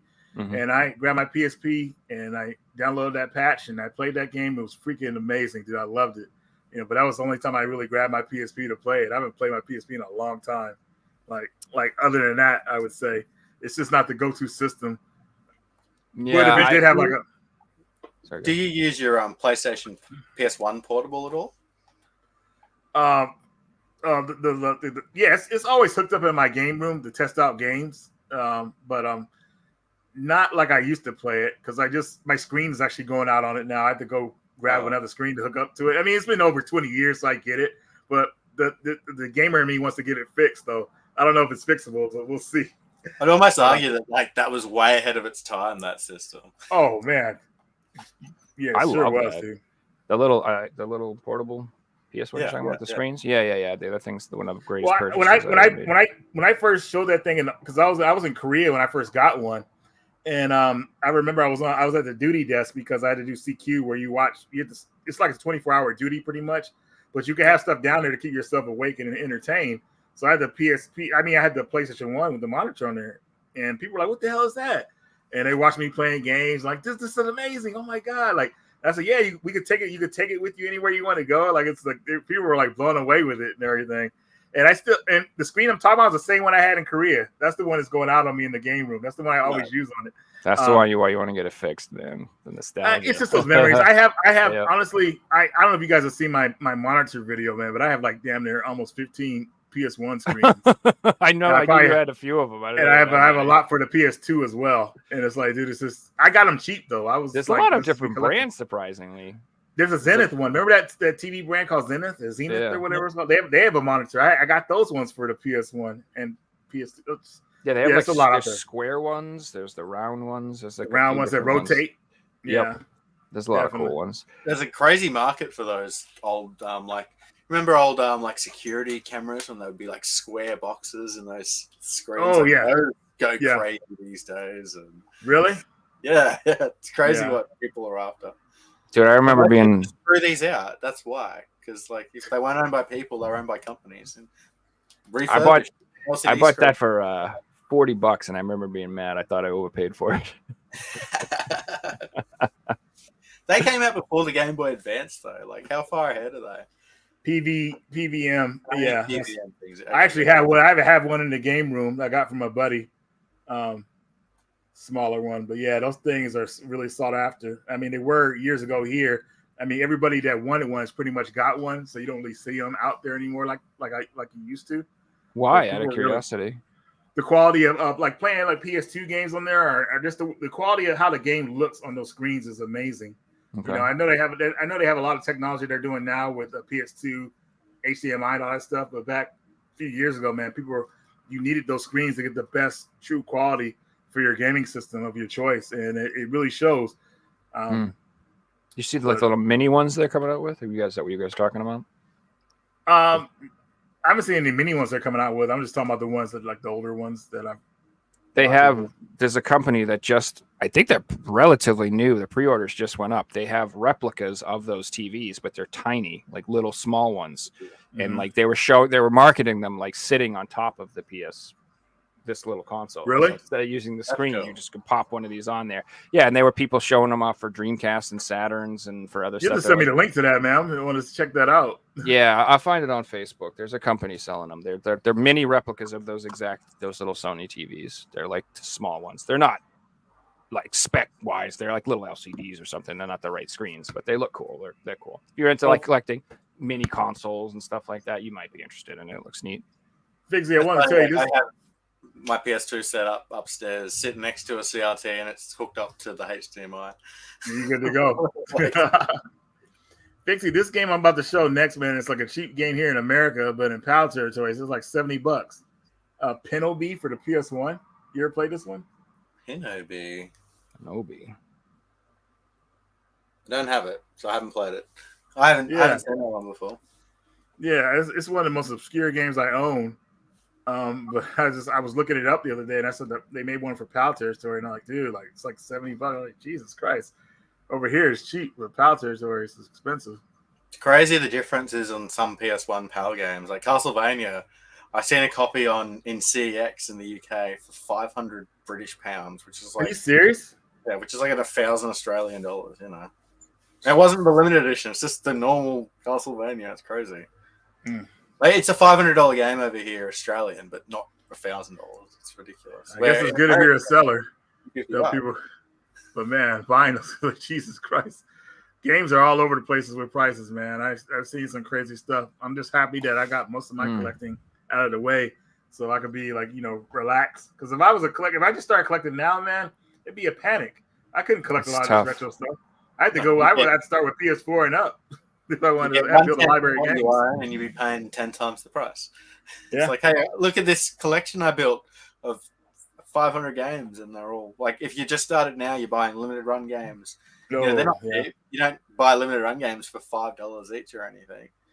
Like I look at my PS3 collection, PS2, PS1, and I got all these games cheap, bargains, garage sales or op shops or pawn shops. I wasn't going out buying $40 plus shipping on these games. Yeah, and we were in it when nobody else cared. Now when it went mainstream, like that changed everything. Everybody wanted to collect. Now we got companies being like, I'm going to sell you these two 8-bit games for $75 on this card. You're like, what the hell?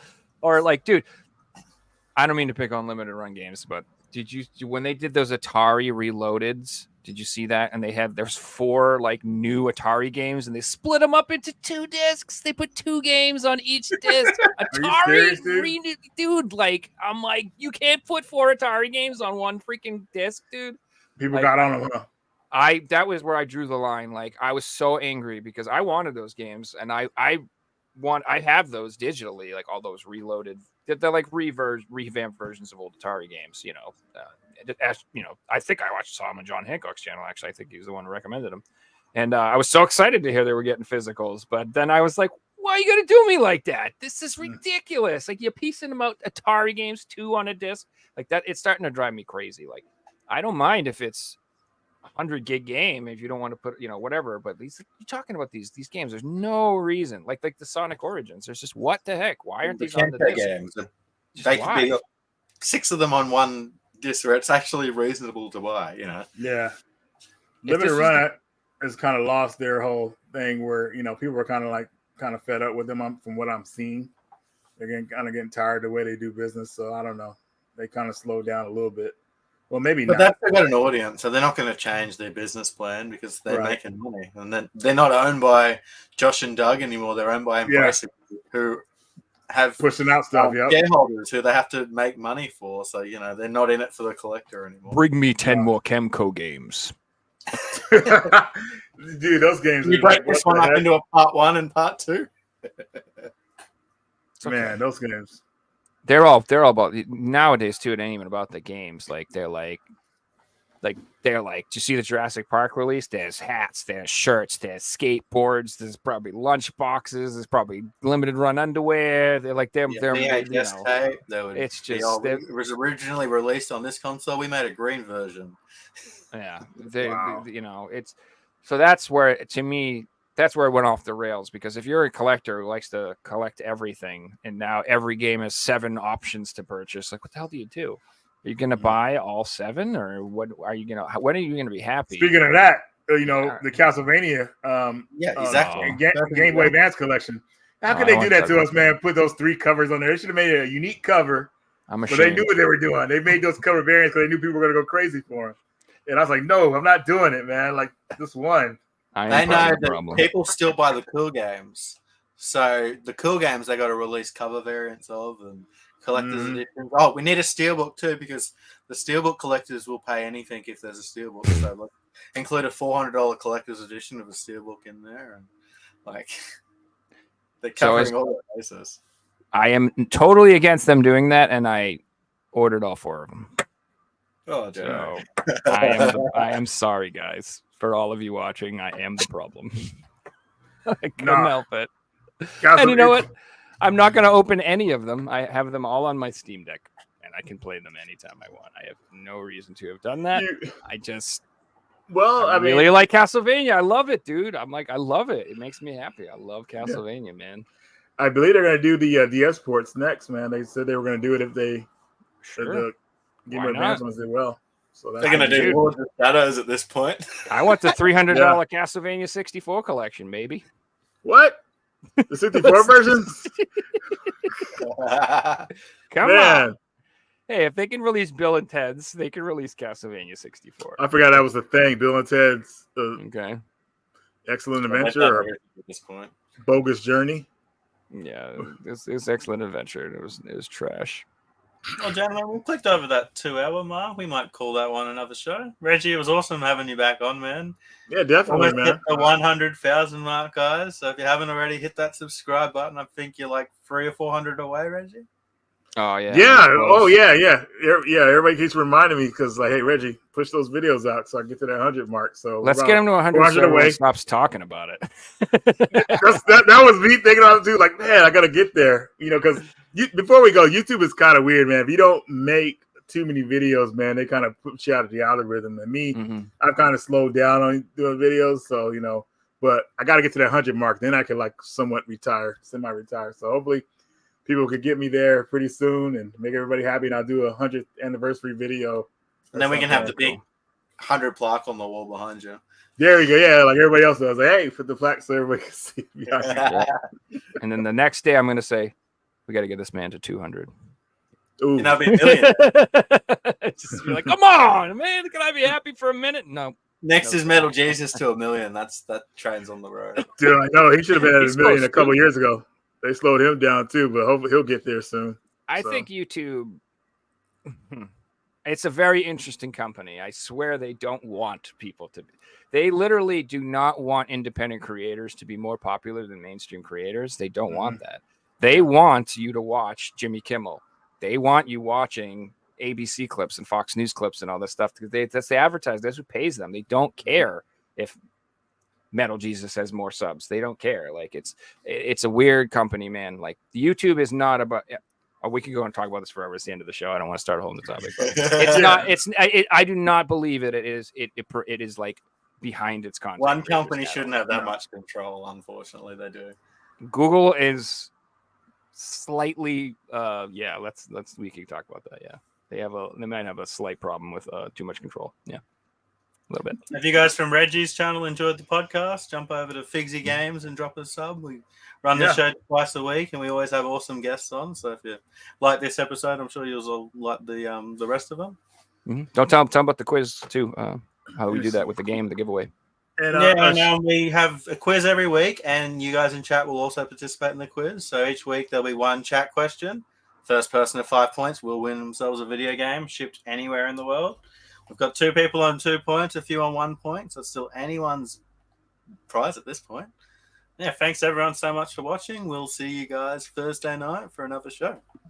See you guys. Peace.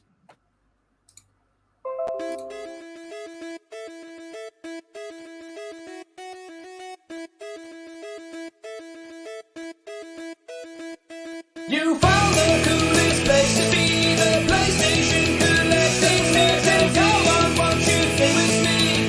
Welcome to the show.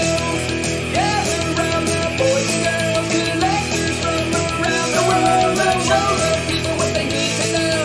Welcome to the show. Gonna talk to Jeff when we got the best. Gonna put their knowledge to the test. Gonna laugh and eat, gonna live the dream. Gonna show you things you've never seen. Gonna sing the song to the break of dawn. Gonna rock this party all night long. So come on everybody, let me see you dance. Get yourself ready for one more chance.